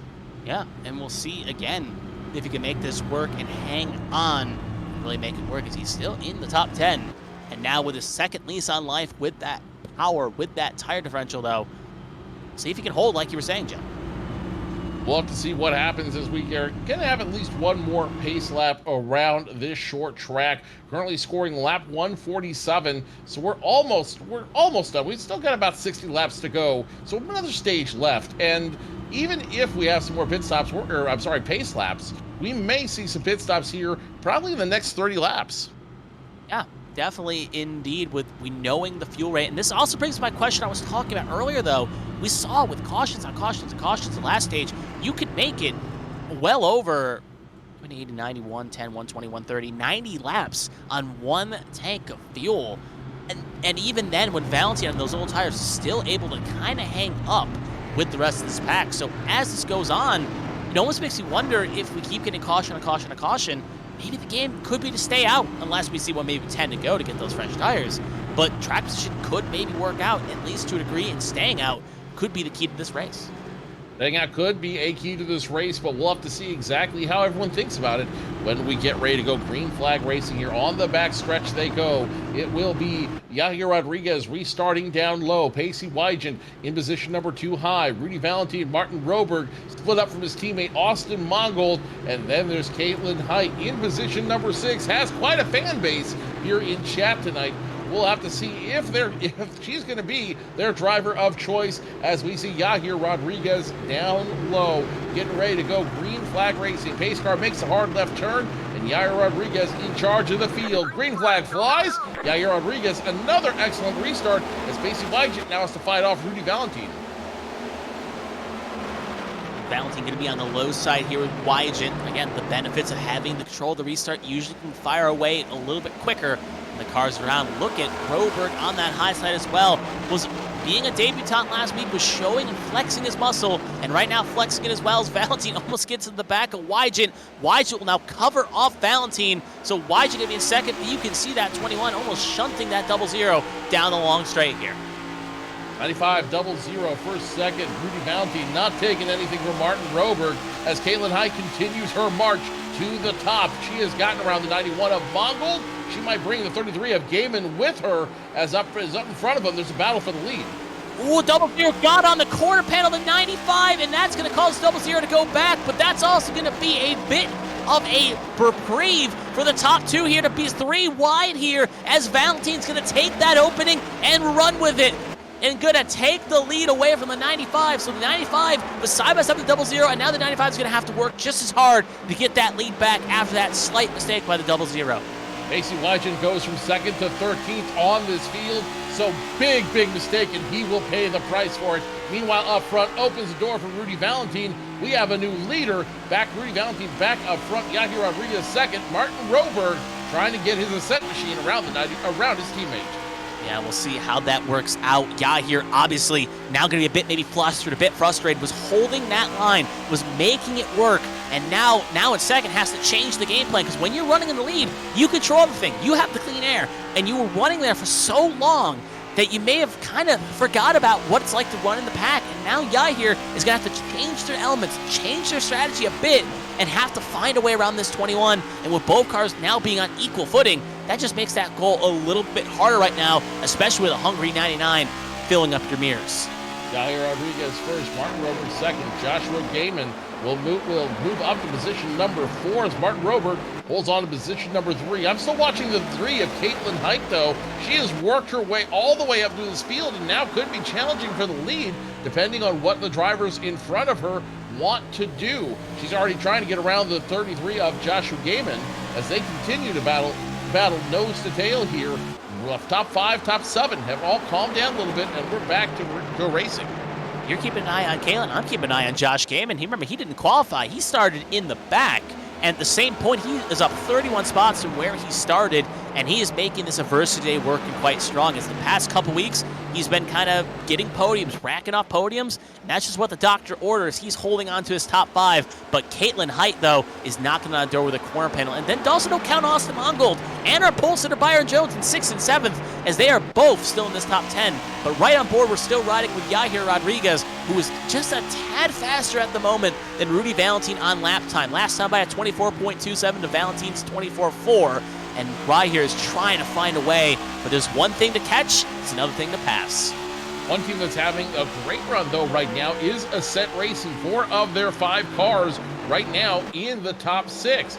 You have Yahir Rodriguez in second, Martin Roberg fourth. As the 33 gets sideways, big wiggle for the 33 coming off of turn number 2. Opens the door for the 3 of Height to try to get around. Will dispatch him easily. Joshua Gaiman loses position.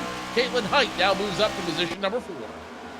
They will be on a battle here. Gaiman now going to have to get re-gripped. Again, about momentum, about keeping yourself in check. And now it's going to be rearranged. Here's Roberg, who's kind of just sitting and waiting. He's got kind of picking his spots, picking his momentums. He knows these top 2 cars are going to get kind of scrappy here in a second. So find the line, get the clean air on the nose, and find the lane that you think will get you the priority. Use this as a learning opportunity right now. Understand what you need to do and make something happen. Ascent Racing having a great day for their cars in the top 7 right now, so they're enjoying the benefits of running up front and having some great cars, figuring out the setup very well tonight. Meanwhile, up front, the battle rages on. Valentine holding off the 95 of Yahir Rodriguez. Rodriguez, I don't know if he's getting antsy. I don't know if he's getting a little irritated out there, knowing the time is running out. But I do think he is in a hurry to get around the 21. He knows what's on the line, and he knows a win would make a big impact for the team tonight. Yeah, you can say that about a lot of these cars here. Valentine pulls out the victory. That's going to maybe give them an opportunity to get a full-time ride somewhere. Yahir gets the win. That gets kind of the confidence going in the right direction and gets Ascent the first win on the year. And if Roberg wins, who's now kind of, I believe, in maybe a super sub role, possibly trying to find a full-time ride, that opens doors for him as well. So all these 3 drivers get to find victory lane this season. Now you can see Valentine gets a little loose. Rodriguez is going to try to go low here, try to make something happen. Side by side once again, Rodriguez, Valentine continuing to battle for position number 1. The 95 just can't close the deal. He keeps getting side by side in the turns, but the 27 or the 21, as we've seen all night long, just continues to be dominant on that high side. Great run as the 21 continues to wiggle off of turn number 2. Can he maintain dominant through turns 3 and 4? See as well, this is where Valentine really is strong. I would say through 3 and 4, 1 and 2 favors Rodriguez, 3 and 4 favors Valentine, and it's going to be the time to use it. And the question raises as well, if you're holding behind right now and you're Yahir Rodriguez, at what point maybe to use the bumper? If you think I'll ask this question to you, Joe. Obviously, I think it's way too early to do this now, because if you use the bumper right now, you're going to get it right back in the same regard. But at what point you say, hey, I can't get around maybe 100% here. I may need to get that car just a little boost to give me a run to get around. I think it's too risky. It's way too risky now. It's way too risky at the end of the race. And all you're going to do is create a much bigger problem for everyone down the line. I think what you do right now is wait for the next caution flag to come out, wait for the issue to be pressed a little bit, and see who wants to come down pit road first. Because again, I think this will come down to pit strategy. If we continue going green, they're not going to have enough fuel to make it to the very end. They'll conserve quite a bit, yes, but they're not going to have enough to get to the end, which will force somebody's hand. It's a matter of who's going to play chicken first. Yeah, and that raises the question as well, especially with this track being so big, as they're side by side for the lead here. I'll hold that thought just for a second, as we'll see who can get the drive off here heading into 3. Valentine not as aggressive on the brakes as Rodriguez is, but now you can see where that 21 shines on the high side. But I think, yeah, they'll still be side by side across the line, but this is the first time in a handful of laps the 95 has led a lap. The 95 technically not scored the leader that time by. We got it, he was ahead, but he was not technically scored as the leader. The Kubota machine will now continue to fight the Hurricane side by side. And the 20, let's see if the 21 can maintain his dominance on the high side. May not be so this time by. Rodriguez has the advantage, closes the deal, and Kubota now leads this race. Yahir Rodriguez, your leader on lap 167. While you're watching that, look who's currently sitting in 3rd position here. It's Caitlin Height. She's found her way to the top 3 here in that Williams machine, almost driving like her favorite driver, Daniel Ricciardo, and trying to get that win and trying to get a second win here, join the 2 winners club, and maybe try to steal a win from one of these drivers. But now, as we kind of see up front, Rodriguez is going to pull away here, so using that clean air to their advantage. And this brings into the second question. You were talking about how pit stop kind of will be on the cards here, and strategy could play a factor. Now the question is, if you're Valentine, if you're someone, do you try an undercut? Because there's the risk. If you try the undercut and a caution comes at the wrong time, you could be multiple laps down, and that's pretty much game over for any chance of winning this race. I think it does make a very interesting proposition for Rodriguez and Valentine. I think it's going to be where one goes, the other will follow. So, never mind. Caution changes everything. It's going to be the 97 on the front stretch, spun around. That's Byron Jones. He was in the top 10 and top 5. Wanky wonder what exactly happened here. Looks single car, but we'll see here running alone. That's the top 3. No, he got loose, and he tried to save it. It kicked up, and I wonder if it got beached here, similar to Kevin Gibney. Did not get beached, but since it was one car stationary low in a bad spot, maybe thinking they were going to come up with a racing zone, that ended up throwing out the caution there. The caution comes out from the solo spin of Byron Jones. Heartbreak for him, goes from 5th all the way back to 21st. Check that, 23rd on the field, 24th. So major heartbreak for him. But pit strategy could change all of that immediately. So the question becomes, who comes down pit road when it opens up next time by?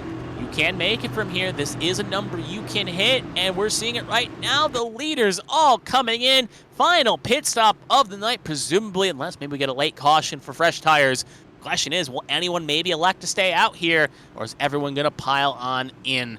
Looks like pretty much the most part are. You can see a few cars electing to take the wave around on the high side, including Alfred Denny. But now the question is, it's up to the virtual crews. This is the money stop. This is where the virtual crews get their pay. You do not want to make a mistake. You do not want to miss your box. You want to make sure you hit everything and hit your marks. Rodriguez comes into his box looking for a 4-tire pit stop and a full tank of fuel. Jeremy Braille up front in the 44 is going to look for much the same. I don't know if anybody's going to try the 2-tire strategy. Nope, it will be Yahir Rodriguez back up front, wins the race off pit road. Rudy Valentine 2nd, Caitlin Height now in 3rd, Martin Roberg 4th, and Josh Susi moves up to position number 5. 4 tires, full tank of fuel for everybody, and now I think we're about to see them get even more racy here on the track. You just gave them fresh tires and a full tank of fuel with these cars being heavier. Yeah, you're definitely going to see a bit of chaos here. And now the question is, we know Yahir strong up front. is there anything that anyone can do to beat that? Because we were kind of hypothesizing before the caution came out, maybe an undercut. But now, Valentine Height were strong, but they're going to need to find a way to break this 95, who's just been a strong force in that orange machine sitting in the front. Can anyone find a way to get around him? Alfred Jennings will get the wave around this time by, and I believe as we look at the results, it will actually be Blake Henderson who will be your lucky dog. Currently scored 5 laps down. You can't keep a good man down, and Blake Henderson, despite being in position 29, is going to get that lucky dog and come right back around. But you're right, all eyes are going to be on the for leaders right now. Yahir Rodriguez, Rudy Valentine, and Caitlin Height, who has fought her way all the way back up to position number 3. Martin Roberg, Josh Susi, your top 5. What a wild, wild race we've had so far, and I've got a feeling the best is yet to come. Oh, 100% indeed. How racy they were. You know, neither of those drivers are going to give an inch. We haven't even seen the full potential yet of Caitlin Height. Joshua Sosa, we know, was challenging for the lead right before he had his little incident on the seam transition. He's back in the top 5. Look at Josh Gaiman. Bobby Blowers, we haven't said anything about him tonight as well. And don't count on Pacey Wise as well, currently in the top 10. Lots of strong cars here. If given just one more chance, one more opportunity, they can do it and maybe make something happen here. So don't put your hand in the trophy yet, Yahir Rodriguez. You still got well over 50-plus laps to hang on to. If you had one shot, one opportunity to win in Iowa, would you take it or just let it slip? I think that's what Yahir Rodriguez is hearing in his headset right now. He has to lose himself in order to win it because he's got a lot of competitive drivers behind him. Yeah, and there's also that as well where Yahir has had kind of, I don't want to be mean to him, but we've heard kind of around the paddock, he's had sometimes some issues hanging on when the pressure gets tough. Saw him in a truck race at Daytona, had a mistake, got in his own head, and he ended up bottling it. So you know that's maybe sitting on the back of his mind right now. He has to hang on, has to make something happen. Obviously, we're still a long way from the pay dirt, but right there, he made a good recovery when YG got in his corner panel and got that lead back and got himself in a spot where his virtual crew could get him that lead again. So Yahir right now doing a great job. Going to knock on wood just in case we don't get stormed up in the Capitol if something happens here, or the box, I should say. But Rodriguez, Valentine, row 1, Height, Roberg, row 2, Sosi Blowers, row 3, Gaiman Mongold, row 4, Wyjin Boone rounding out your first 5 rows here. So Yahir Rodriguez will once again be in control of the field. Rudy Valentine on the high side. And once again, these two drivers are completely even in equipment. They're completely even in tires. They're completely even in fuel load. Now it is a matter of skill. Which one of these drivers wants it the most? Which one wants to take away the trophy, and which one is going to have to settle for being in second position? We're about to find out as the pace car makes the hard left turn down pit road. Yahir Rodriguez in the restart zone. Here we go. Green flag racing once again. Rodriguez, great jump. Valentine settles in second, and now Caitlin Height and Josh Susi going to try to make some moves. Susi almost got to the back of their teammate there, almost got into the 3, but gonna go high side here, wanting to get third position away here as they'll be side by side in the backstretch. And look at Roberg trying to follow suit as well. So one slight miss on the restart, and you can see a bunch of cars ready to swallow up that 3 hole. Up front, Yahir Rodriguez, Rudy Valentine first and second. Susi moves up 2 positions to position number 3. Martin Roberg and Caitlin Height, though, both on the back bumper. Both want to try to get as much position as they can. Don't look now, though, but the privateer for Orlando Outlaws, Bobby Blowers, now in position number 5, trying to take away Joshua Gaiman's advantage as they race side by side. That'll be side by side. There's a puff of smoke there by Roberg, and almost Blowers got corner paneled by Gaiman. And you can see another 8-cent race car, Mongold, trying to maybe get to the teammate of Roberg there to try to give some assistance. As you can see, Mongold and Gaiman side by side, but back to the lead. Rodriguez, there's Roberg trying to go around Height. Arguably, the biggest advantage is around the 00 Pacey Wyjin, who was bodied late in the run. He's now worked his way back up to position number 9 after those pit stops, and now he wants to get to position number 8. That's a 33, forced to go high. But no, look now, here comes Matthew Boone in that 28 car. Is Matthew Boone going to force the issue, or will Pacey Wyjin be able to pick up some position? Matthew Boone, another driver, has had a very eventful day, high, low. He's spun countless times here, just in avoiding wrecks here and getting his car back in the top 10. It's a good recovery, but Mongold looks like he's lost a couple spots here. I think he may have spun. Rodriguez now. Mongold saved it, lost a ton though. Sorry to kind of lead the train off there. He will lose a couple spots. I thought he went around, but he didn't. He'll keep fighting on here, but now Mongold's going to have to run to recover here. Yahir Rodriguez stays up front. Rudy Valentin second, and Josh Susie now under fire from Martin Roberg. Roberg wants to get in position number 3. Susie closing the door on him, and Caitlin Heights still in the mix. So teammates still in the battle as Yell's out. Yep, Yell is out right now. We'll see who exactly it was. It's the 97 of Byron Jones out of 1. And you can see him pinned to the high wall, and it's just gone from bad to worse. We'll see exactly what occurred here. Riding along here, gets a puff of smoke to the wall, trying to make a move, and he just gets loose there again, similar to what happened this time. Oh, big lick, shot up the road right into Casey Ellis. They got some heavy damage, and you can also see Seth Wansing piles into Jones as well. Let's ride on board with number 97 to Jones. You see how wild that ride was. Coming off of turn number 4, touches the wall, and that's going to be just enough to get loose off the car, get spun around after that heavy hit into the inside retaining wall, and Byron Jones then will go up the track, collect a couple more drivers, and that is a tough way to end your race. We're now riding board here with Casey Ellis. They were kind of just minding their own business here. You're going to see the car get loose way off the road. You don't think much of it until you see the car ping-pong like that. At this point, you're just hoping, and I think the net code saved from the Byron Jones incident, as I don't see much damage on that 11. So luckily, the game of the simulation avoided it. Now they can ride on board with Seth Wansing. Lucky break for that driver. Now let's ride on board with Seth Wansing to see how he got involved in this incident. You see that car on the far left getting involved, goes spinning up, and unfortunately nowhere for Wansing to go. He will go straight into the back of Jones, and not a ton of damage, but just enough to make a bad day worse. Yeah, 2 shunts there. Makes you wonder if it's affected any of the performance. Now back to live action, and now Byron Jones has officially pulled behind the wall. So our pole sitter has officially called it a day. He will join the retirement crew, and I believe, if I get my mouse over to it, I think we have at least 1, 2, 3, 4, 5, 6, now 7 drivers behind the wall that will join Britton, Gibney, Sasick, Trout, Dotson, and Hall all behind the wall. Tough break for Byron Jones. No fault of his own, just bad luck and bad timing getting close to that wall as time continues to run down. Now on lap 182 of 219. Time is running out. We are almost 40 laps away from finishing this long, eventful race. Over 2 hours in the car now, or just about 2 hours in the car. These drivers have got to be feeling the fatigue. Yeah, indeed, but something time has officially run out on.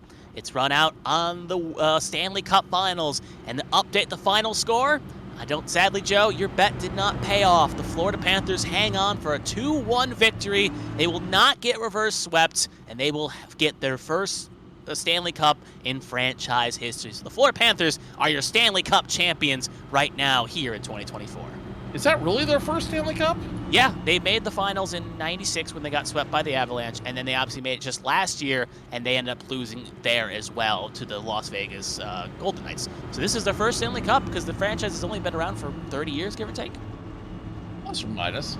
Well, congratulations to the Florida Panthers for winning their first Stanley Cup here. What an incredible season it was. What an incredible series. Both teams deserve credit for having an incredible run in the playoffs. Back here up front, this is going to feel like playoff racing when we get back to it. Yahir Rodriguez, Rudy Valentin will restart side by side, but the race I'm watching is going to be 3 through 6. Joshua Susie, he's been strong all throughout the night, and he wants to at least get a podium for his efforts, but Caitlin Height has arguably been our hard charger of the night. Started 20th, and now, as of the end of stage 2, has consistently been in the top 5. She wants a podium. She wants it bad, and I've got a feeling she's not going to rest. It's going to be checkers or wreckers for the 3 because she wants that position.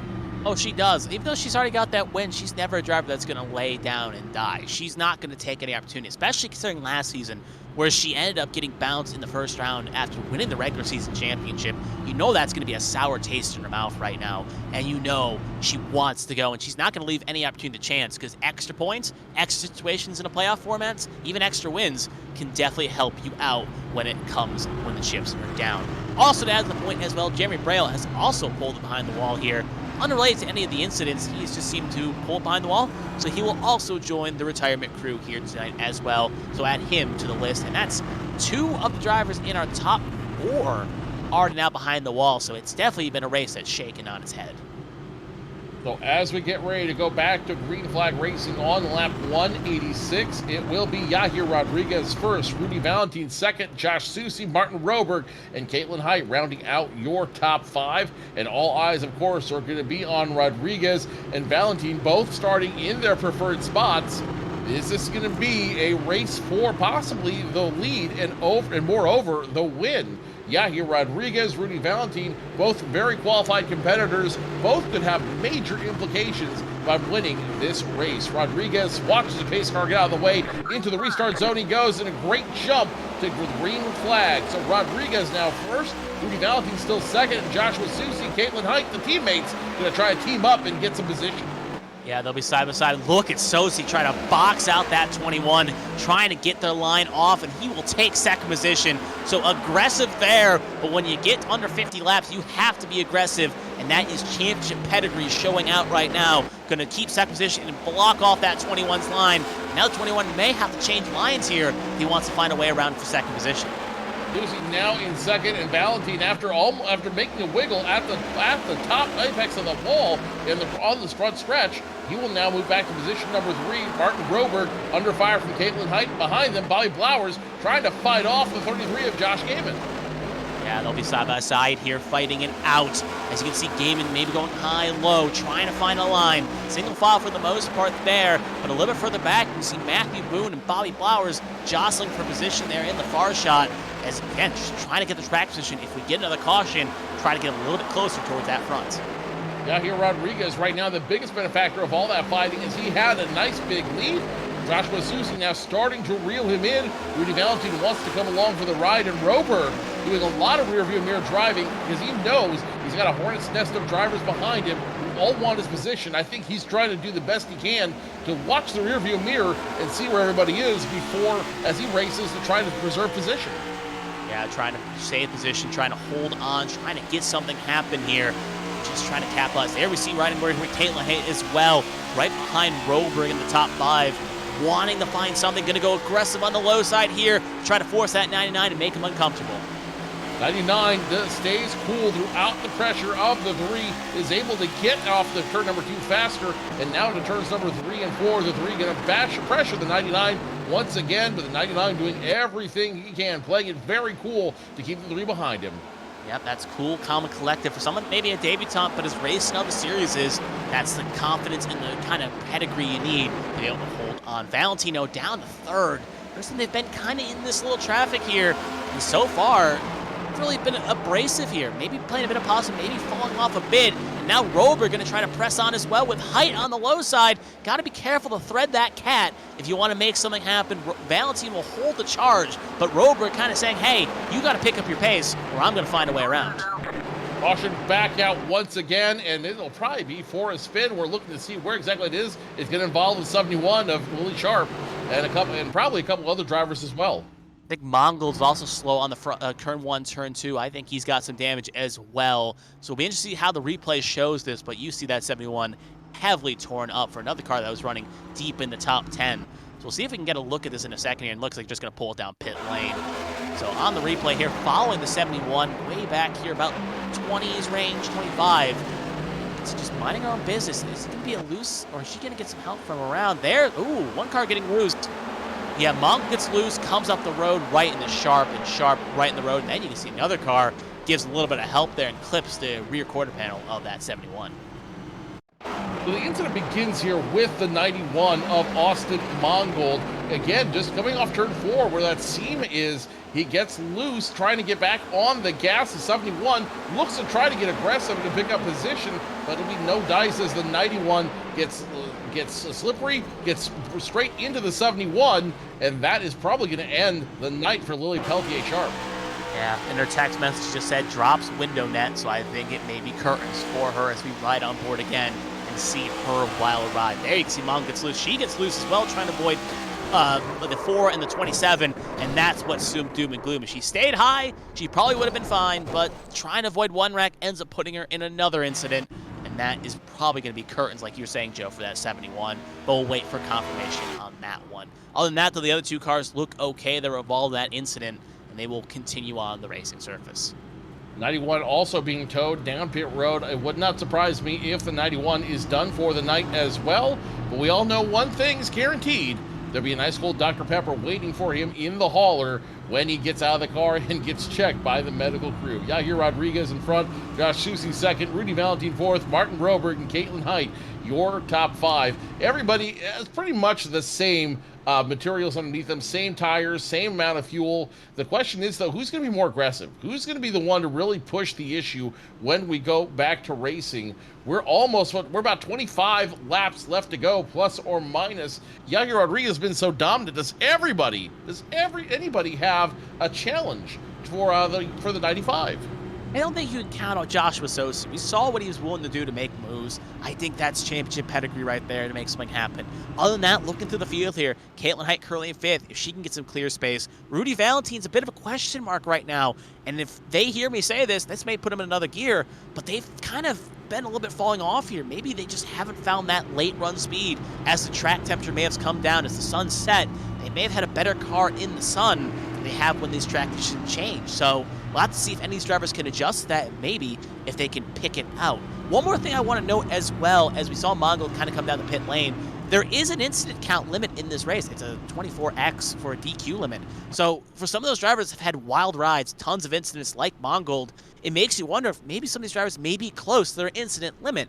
Now, obviously, Yai here has had no mistakes so far, so I doubt they're close. But maybe some of these drivers in the top 10, like Meredith, like Boone's had a couple spins, like Gaiman, maybe they could be running close to that number to a drive-through or possibly a disqualification.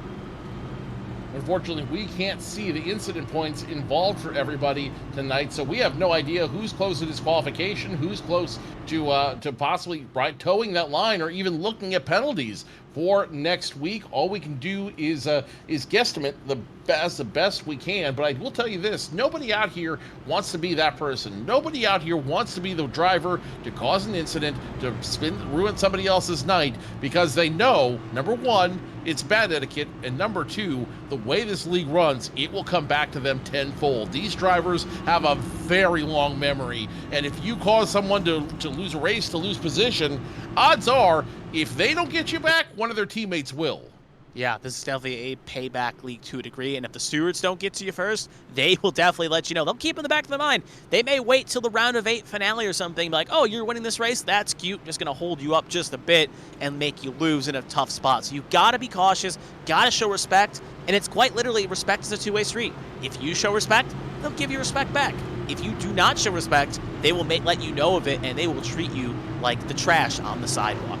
But we've hit the one to go this time by, 23 laps to go. They stay green. This is going to be a quick run to the finish. It's going to be Rodriguez and Sosi, row 1, Valentine Broberg, row 2, Height Gaiman, row 3, Boone Pendel, row 4, Arnold Meredith, your first 5 rows. And now Sosi, first time he's fired off on the front row in well over 50, 75 laps, give or take, somewhere around that number. Can he make anything work with this clean air? Joshua Susi about to be the wild card out here, as this will be the first time all race he will restart on the front row. So Susi on the outside, Yahir Rodriguez on the inside. Both drivers in the places they want to be. Yahir Rodriguez enters the restart zone and hits a loud pedal fast. He will drop to position number 1 quick, as Joshua Susi now immediately under fire from Rudy Valentine. See how this plays here, but you can see the pressure right there building. Valentine wants second position back and wants to get it done, because you know that's going to be the catbird seat to make something happen. But it looks like Valentine can't get a corner panel in, and now Valentine's under pressure from that 99 of Roberg. Second place, the fight is brewing right now, as Susi trying to hold off both Rudy Valentine and Martin Roberg. Both of them fighting for podium position out there, and right now the advantage is to Rudy Valentine, but not by much, as he forces the 99 up the track. Yeah, that could come back on him a little bit, because again, Valentine's going to keep that in the back of his mind. You're going to force me up the road like that? Well, if I get there, I'm going to force you up the road as well. Like you were saying, Joe, earlier, drivers have long memories. Valentine's not going to keep the spot, though, going to fall down to 4th, and it's beginning to fall farther and farther back in that Hurricane machine. Going to have to try to find the buck to stop somewhere. Even back further, you can see Gaiman and Height, 2 teammates fighting in 5th and 6th respectively. The Hurricane is losing steam, it would seem, as Rodriguez now under fire from Susie, and Martin Roberg getting himself into the mix as well. Bit of a wiggle out of the 33 machine, as it could open the door for the 3 to start making some positions and try to get into the top 5. They are side by side, battling for the top 5 position. Correct the record, they are technically teammates, they are sister teams, but that's going to be a little more gloves off here, as there's less allegiance to try to be as clean, if you will, but obviously you don't want to burn a bridge if you don't have to help it. There you can see, though, Roberg, he's trying to go towards the front here. He's getting a little bit pokey and proddy on that Hello Kitty 81. Maybe trying to find a lane here. Went high, middle group, now going to go low. But you got to be careful on that low line when those temperatures begin to fall. If you get caught there a little bit too on the low side, you could end up maybe spinning out like we saw with Breo, Sosi, Wygent, and a ton of others. You never want to poke the kitty because cats have teeth and claws, and they will come back to scratch you, and it could hurt you in a big way. Susie now gets stays clear as will stay in position number 2. Battle now is for position number 3 as Roberg almost gets into Valentine. Valentine almost gets into Roberg. Roberg able to save it. I'm sorry, Valentine able to save it, but that could end his run in the top 5. Yeah, he's going to have to try to hang on here, just get it going in the right direction, right on board. One thing to note as well, as I was talking about tractions falling, look at right now this track. It's all covered 33 in around. shade. And watch out for that block. 33 around here. Sideways, going to go up front of the 3 there, up the road, and going to get T-boned by, I think that's Apperson. So Gaiman not going to be 230, just got the T-bone to make that finish off. And we'll see what exactly happened here between these cars. Well, I was watching this battle as the 33 made some bold moves to get around. Going in and out of turn number 2, the 33 gets bodied by the 21, and that's going to cause the 33 to get around, tries to save it, almost does, but unable to do so, will kiss the wall. That's when the 4 of Apperson comes in and just T-bones him. Yeah, we're right on board here with Pendo right now. Gaiman on radio saying Carlo. We'll see exactly what happened here. Gaiman kind of goes up the road a bit. Now the 3 wide at that point. Good avoidance by Pendel. Going to gain a couple spots there, avoiding the chaos around it. And they can now ride on board with the 3 machine and see what they saw.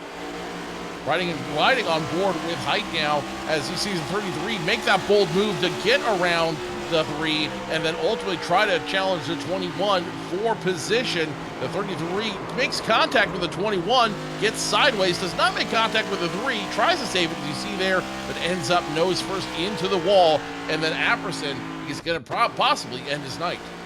Now we're here at Apperson. Question is, did he see that late to the party, or did he just kind of lock up the brake and end up kind of hitting him?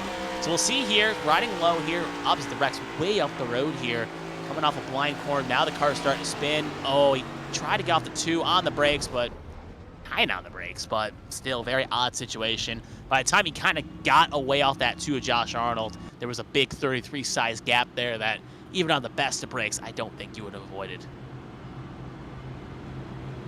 No, I think that was just a tough break all around right there.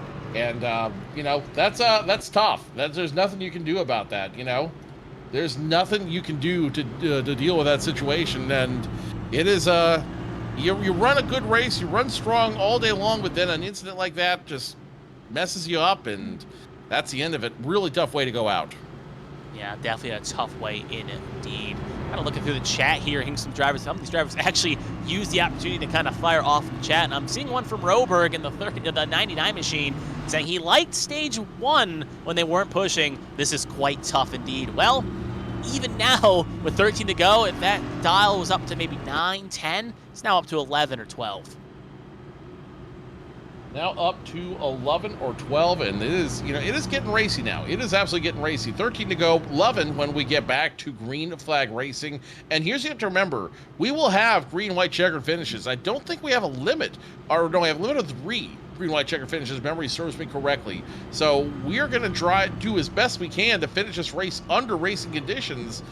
But with the track now completely in the shade, temperatures dropping on the field. Can we get a weather check real quick? With temperatures dropping on the field, that's a 95 stop. The 95 stops. Stops. That is weird. He's got an EOL. I think I saw in the chat, like, while mics were lighting up here, I had it muted. Sosi, I think, was firing off maybe a restart violation. I think that could be what he was complaining about possibly, but we'll see if we can get some clarification from someone in control on this. But that is just a kick in the teeth if that is what it was, because that's the only thing I can think it was. Yahir Rodriguez, after running up front all night long, that could effectively end his race. He crossed lines before he got to the start-finish line. He cut off the 81 and moved lanes up when he at the start-finish line to restart this last restart. And that is that is a critical error by the 95 machine. That's what's going to end his night. I don't have any words. Yeah, remember, we've been running for 2 hours, 16 minutes right now in this race. If we go with the qualifying time, it's been even longer, and that's just a mental error that you're not thinking about. And like you were firing off, Joe, we've had 16 restarts. Eventually, you kind of just slip your mind, and that's just what happened. And it happened at the worst time for that to occur, and well, it's happened. He's now to the back. That's promoted Sosi to the lead, and it's maybe given a few more drivers some extra life here to make something happen. Well, it definitely, so as you look up front now, the entire complexion of this race has changed. Joshua Sosi will be in the lead for the first time tonight. Martin Roberg now second, Caitlin Height third, Chris Findell now in the top four, and Pacey Wygen has worked his way up to position number 5. Lots of implications, lots of things have changed. And yeah, this is not going to be the same race we saw just a few laps ago. It was definitely the right call to make that line violation change, but again, very critical error that could have been avoided, and that will end Yahir Rodriguez's dominance tonight. Josh Susi now in charge of the field through the Geico restart zone. He's going to make sure he doesn't make the same mistake either. Susi hits the loud pedal. He will bring position number 1, and now Caitlin Height wants to get up front as well. Oberg spun the tires or something. He has lost 3-4 spots and checked up that whole outside line, which include Pendell and Gaiman. And you can just see the effects that's had. Caitlin Height up to second. And right now it's a Lady Liberty 1-2 with Wyjet for stepping coast to coast, trying to make it a coast-to-coast race to get back to that lead. But he's going to have a fight here if he wants to make something occur. But Height, now that she's got the clean track with 10 to go, what can she do with it? 9 to go left at this juncture. Susi remains up front, Height second. Wygen has worked his way back up to position number 3, but Martin Roberg back there as well. Selena Thompson has worked her way up to back into the top 5. It's still anybody's race to go, but Susi has the advantage. 8 to go. Go indeed right now. Looking at the lap time, Sosi was the fastest. Actually, it was Wygen the fastest out of the top 3 right now. 24:01 to a 20:05 for Sosi and a 20:10 for Height. Times are beginning to kick up with this temperature falling. Track's tires still being somewhat fresh and the shade on the surface. But look at Roberg in the mirror. He wants to get 3rd position. Just in case chaos happens, cars sideways on the back. It's the 17 of Meredith. I think we're still green. Now we're yellow. Big wreck on the front stretch. Zachary Meredith gets some heavy damage as a result of that one, but I don't think it was a chain reaction once again. The 17 gets sideways and causes a major shakeup in the back there, causing 3 to go wide. We'll collect also the 20 of Hunter Peach as well. I believe 5 cars involved in that one. What a weird have-not situation. Rodriguez and Valentin both involved in that incident. Drivers that were dominant in this race have led probably 85% of this race, now involved in this incident here, both getting damage.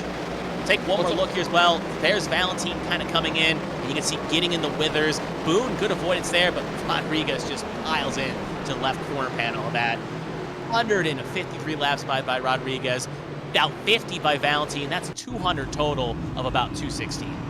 What's ironic is the 21 and 95 make contact in this incident. Both the 21 nowhere to go as he gets sideways. The 95 of Rodriguez plows right into him, and that could end both of their nights. Hunter Peach will be given responsibility for this incident and will be given an end-of-line penalty as a result.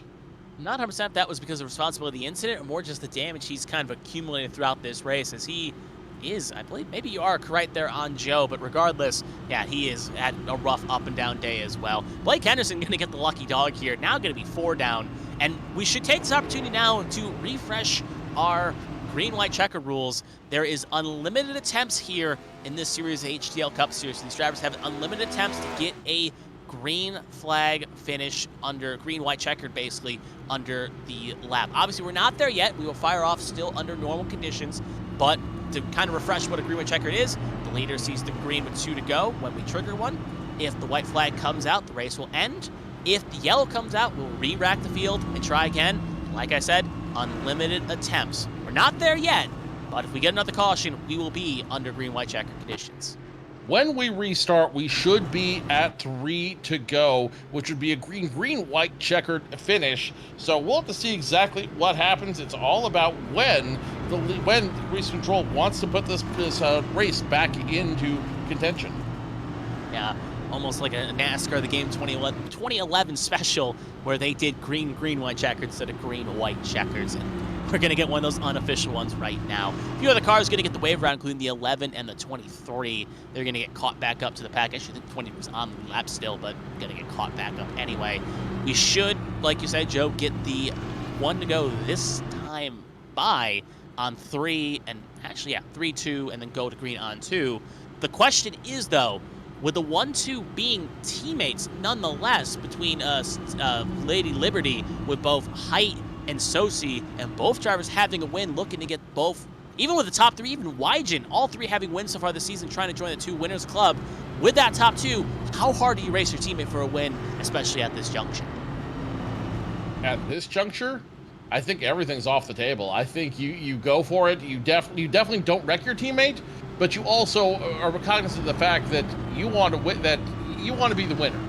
You absolutely want to win every single race, every opportunity you're going to get. So the lights remain on. So we will go back to green flag racing with 1 to go. We're going to have a 1-lap dash for the cash. So we're here at the red show right now. It is going to be a green, white checkered officially because we've got, well, it's going to be an unofficial one, but we're going to get it, a green, white checkered here. No, because the lights are still on, so they would reform. They would reform on 218, and that would give them a 1-lap dash for the cash. We'll have to wait to see what race control does here real quick.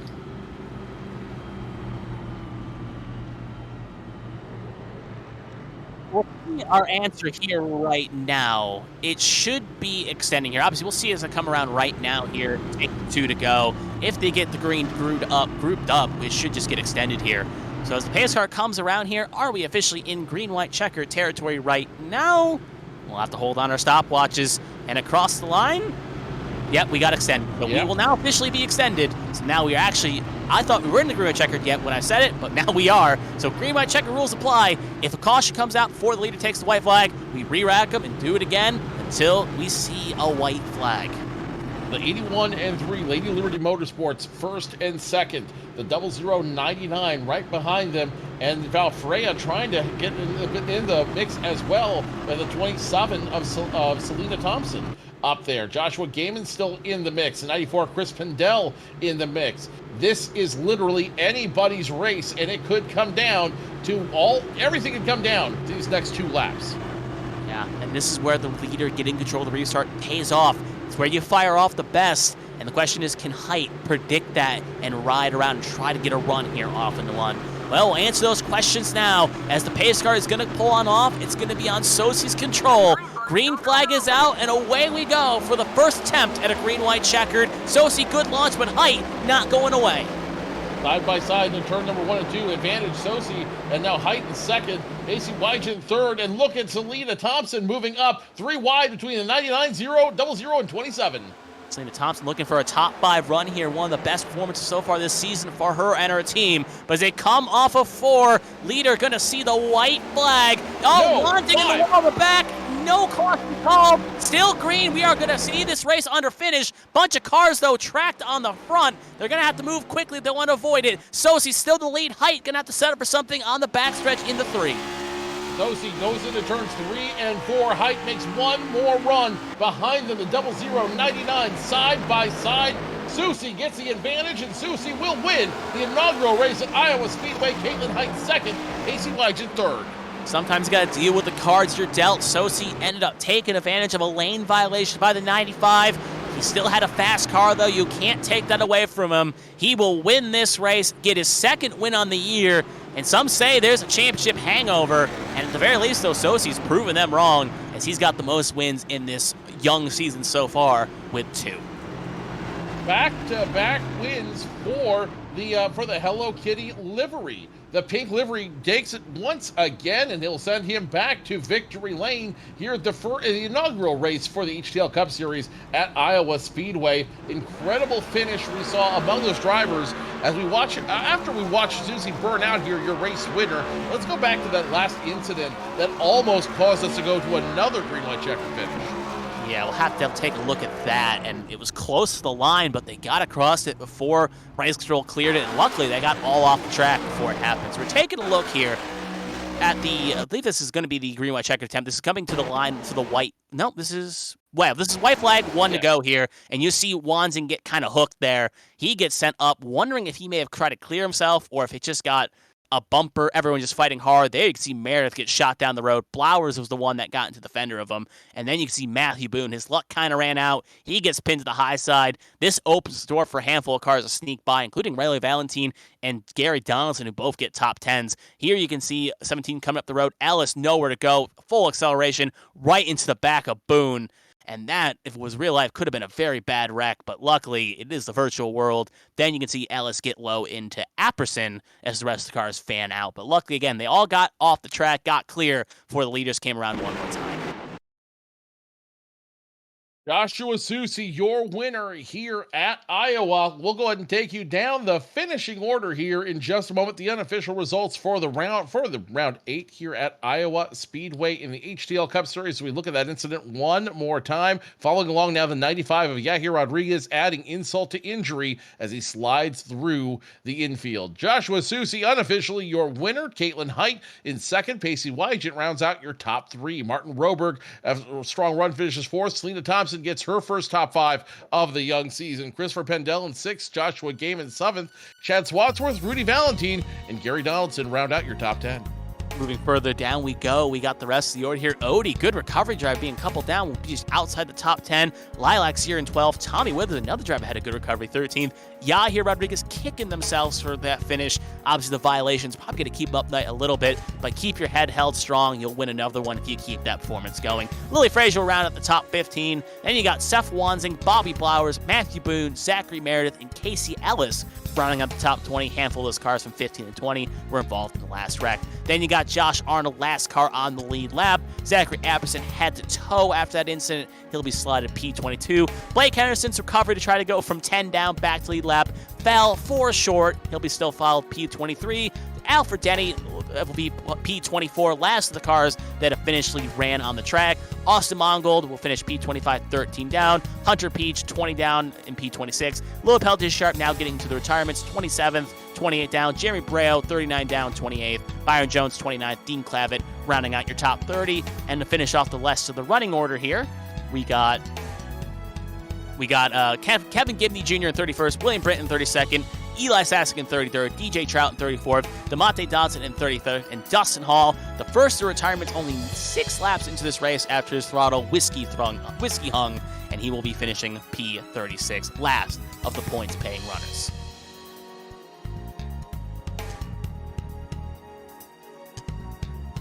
So as we got the interview pulled up here, we're going to go with our race winner first and work our way down. I'll take the race winner here as he's already kind of in victory lane. We'll hear from Josh Sosi now. Josh, this is Kevin, the ABM booth. You got a copy? I gotcha. Well, that was a very eventful race for you. You've only led 14 laps, but sometimes it's not where you start, it's where you finish. But let's just start off at the beginning here. How was that track out there? A lot of drivers complaining about the setup, how it was handling with the scene transition. So how did the track feel out there for you? It was spicy. If people didn't do their homework and find out you really need to dial in front brake bias in this car so you didn't die after 15, 20 laps or, just on corner entry right off the rip. There was a lot of struggles and did the homework, shared it with the team. And yeah, the track was about 14 degrees hotter to start the race than it was during practice. So that was definitely a difference also. And we saw that definitely play out, especially when the track got cooler and it kind of cleaned out. Obviously, we saw you have a couple close shaves as well. We can see by the scratches on the Hello Kitty on the door side. So was there any moments that you really felt like you were possibly going to be behind the wall with how it was getting close? Definitely on that one incident out of turn 4, I don't remember who it was now underneath me. They got loose and corrected it up into my left rear, and I was just praying to the iRacing gods that it was a netcode hit and it wasn't gonna affect my suspension or something. Because if it would have registered correctly, it definitely would have killed the left rear. I'd had a meatball or something. But I got real lucky with that one, and I think that was about it, other than getting door banged a couple times. But just short track racing where you're trying to, everyone's kind of going for the same space for the most part. That's bound to happen. Yep. I guess we got to kind of address the situation. We saw you were in second position, and then we saw Yahir get a EOL for a lane change violation. So take us through your thoughts there about that incident in question, about Yahir getting the penalty and now taking advantage of the opportunity you were given. And then at the same point, I guess it'll be a two-part question. Through that last green-white checkered, what did you think you had to do to hang on to that lead?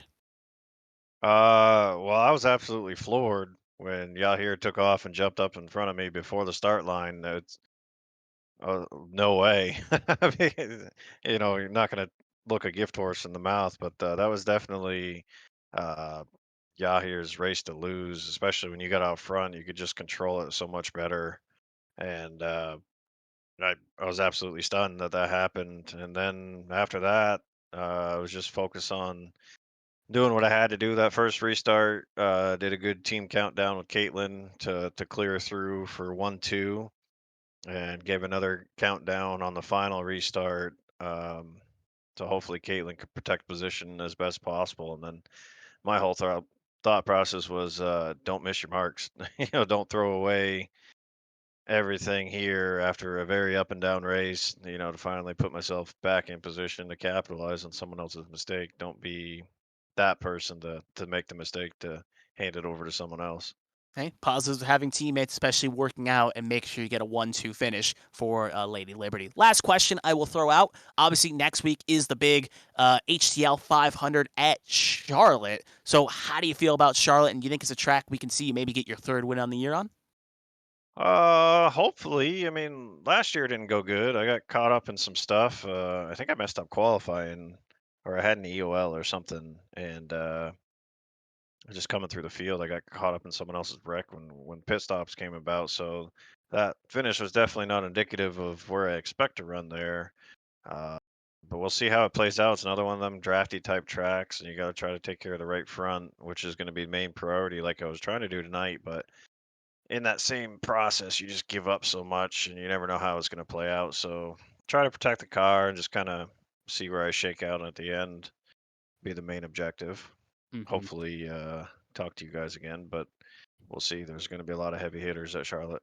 Yeah, indeed. Obviously, for the BFL 500, it's definitely going to have a lot of strong drivers at it. But if it provides the entertainment it does in real life, it should be one good of a show. Obviously, since it is tradition, if there's anyone you want to thank, family, friends, sponsors, whatever, the floor is yours. Take it away. Yeah, as always, first and foremost, everyone at Nitro Setups, go get your hookup for all things oval A, B, and C. And big shout out to everyone on Lady Liberty, Valfreya Contingency.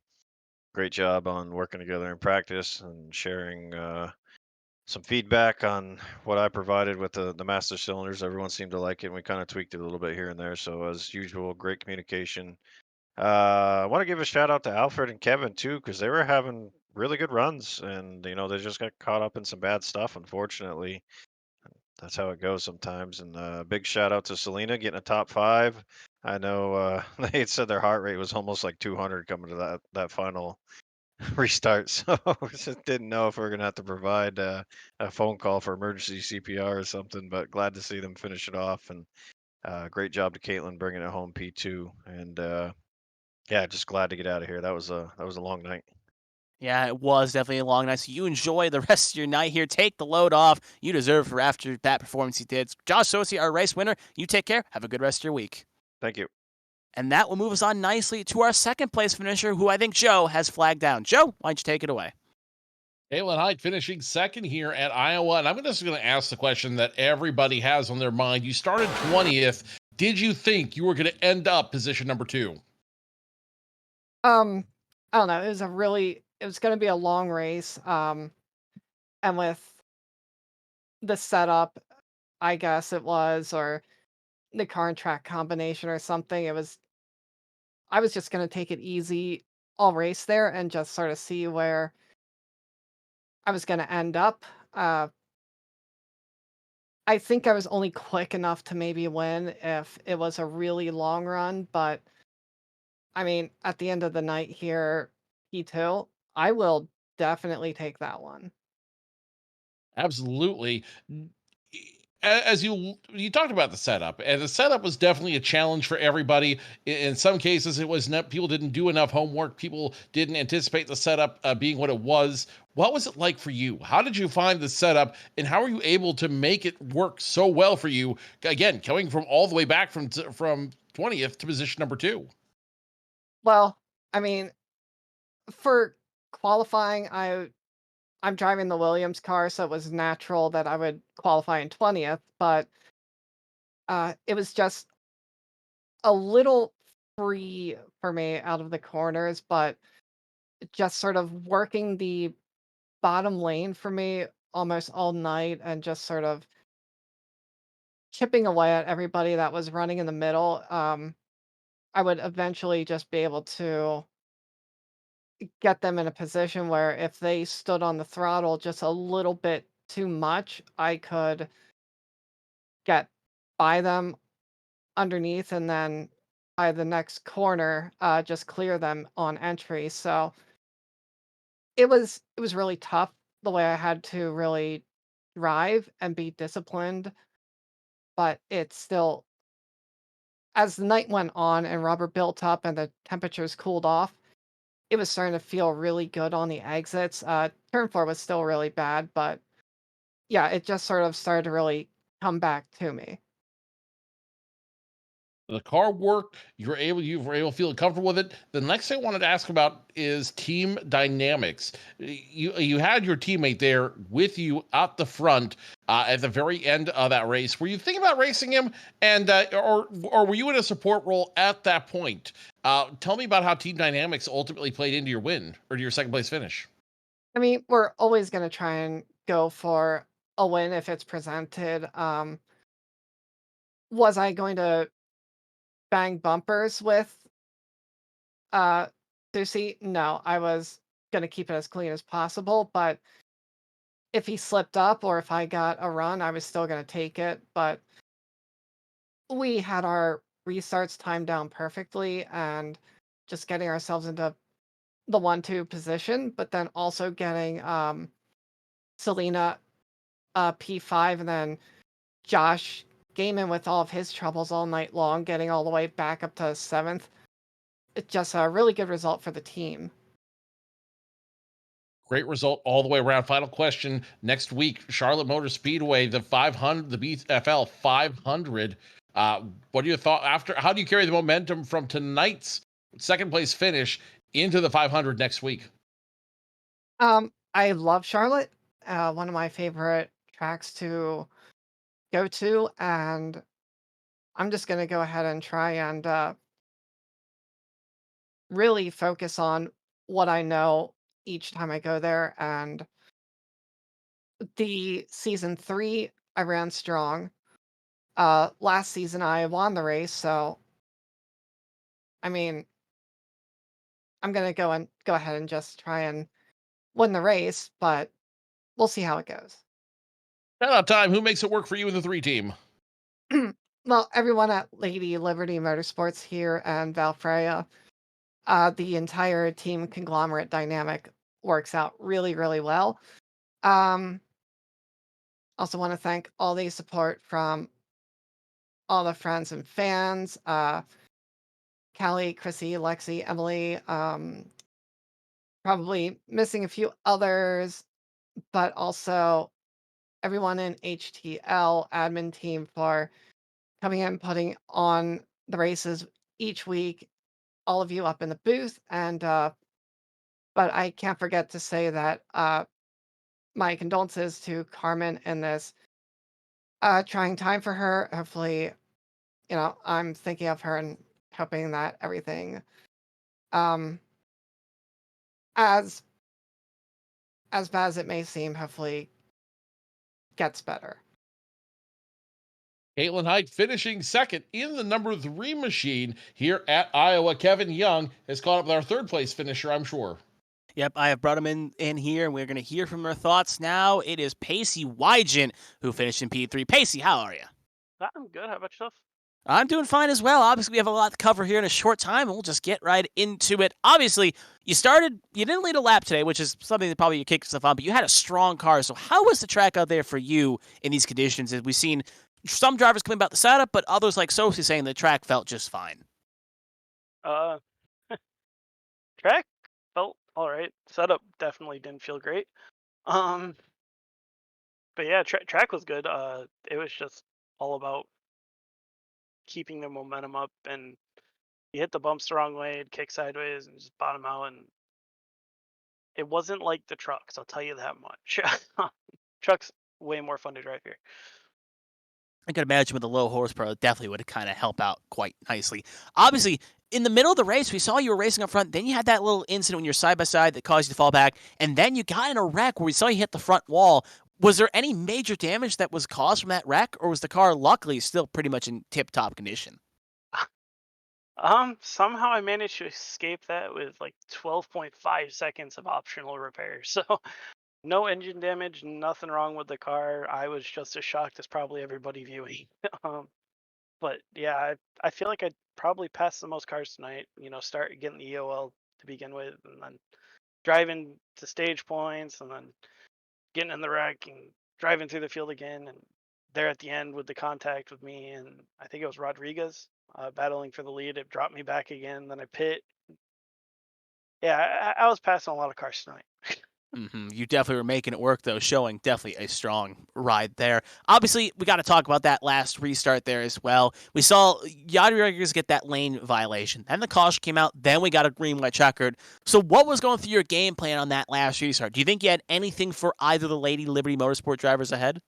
No, there was no chance, and the only real chance I think I would have had is if Sosi would have picked the inside there at the last start. But I think he knew what he was doing. He put the new tires on behind the car that wasn't starting the race, so I was automatically gonna have a worse jump. So it was just a good call by Sosi. I did the same thing at Auto Club when I won, so I can't really be too upset. It's just the way the cookie crumbles sometimes. Yeah, but hey, you still got that win you could fall back on, to say the least. Obviously, with the BFL 500 next week at Charlotte, how do you feel about Charlotte as a track? And do you think as a track we can see you get your second win of the season and tie Sosi for most wins on the year? Well, I mean, Charlotte is the track I got my first podium at last season, so I'm pretty good there. I tend to always drive pretty well there too. And I don't know. Anything can happen in these HTL Cup races, and that could be like me last week. Qualified pole, probably had one of the best cars, and my computer took me out. So uh, just anything can happen in these HTL Cup races.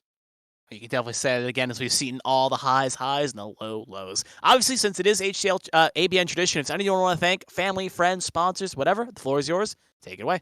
Yeah. Anybody who's out there viewing, cheering me on, thank you.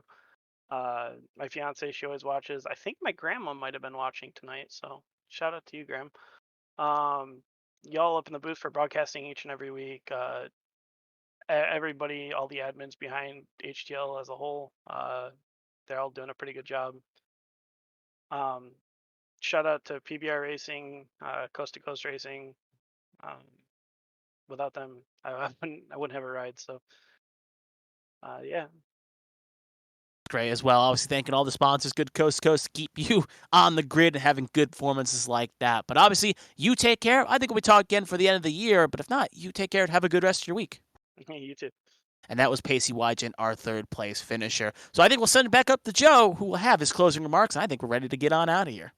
I think we're all ready to get on out of here. That will conclude our coverage of the HTL stop at Iowa for the Iowa 300. Thank you so much for joining us. We hope you'll join us next Monday, July 1st, 8 p.m. Eastern, 5 p.m. Pacific, for one of the crown jewels of the series, the Blankenship Freightlines 500 at Charlotte Motor Speedway. Should be an excellent race you won't want to miss. On behalf of our entire broadcast crew, Kevin Young, my broadcast partner, Christy Ryan, the lady who makes everything work, my name is Joe Cortez. Thank you so much for joining us for tonight's race. We'll see you next time when we go racing from Charlotte Motor Speedway. Good night, everybody.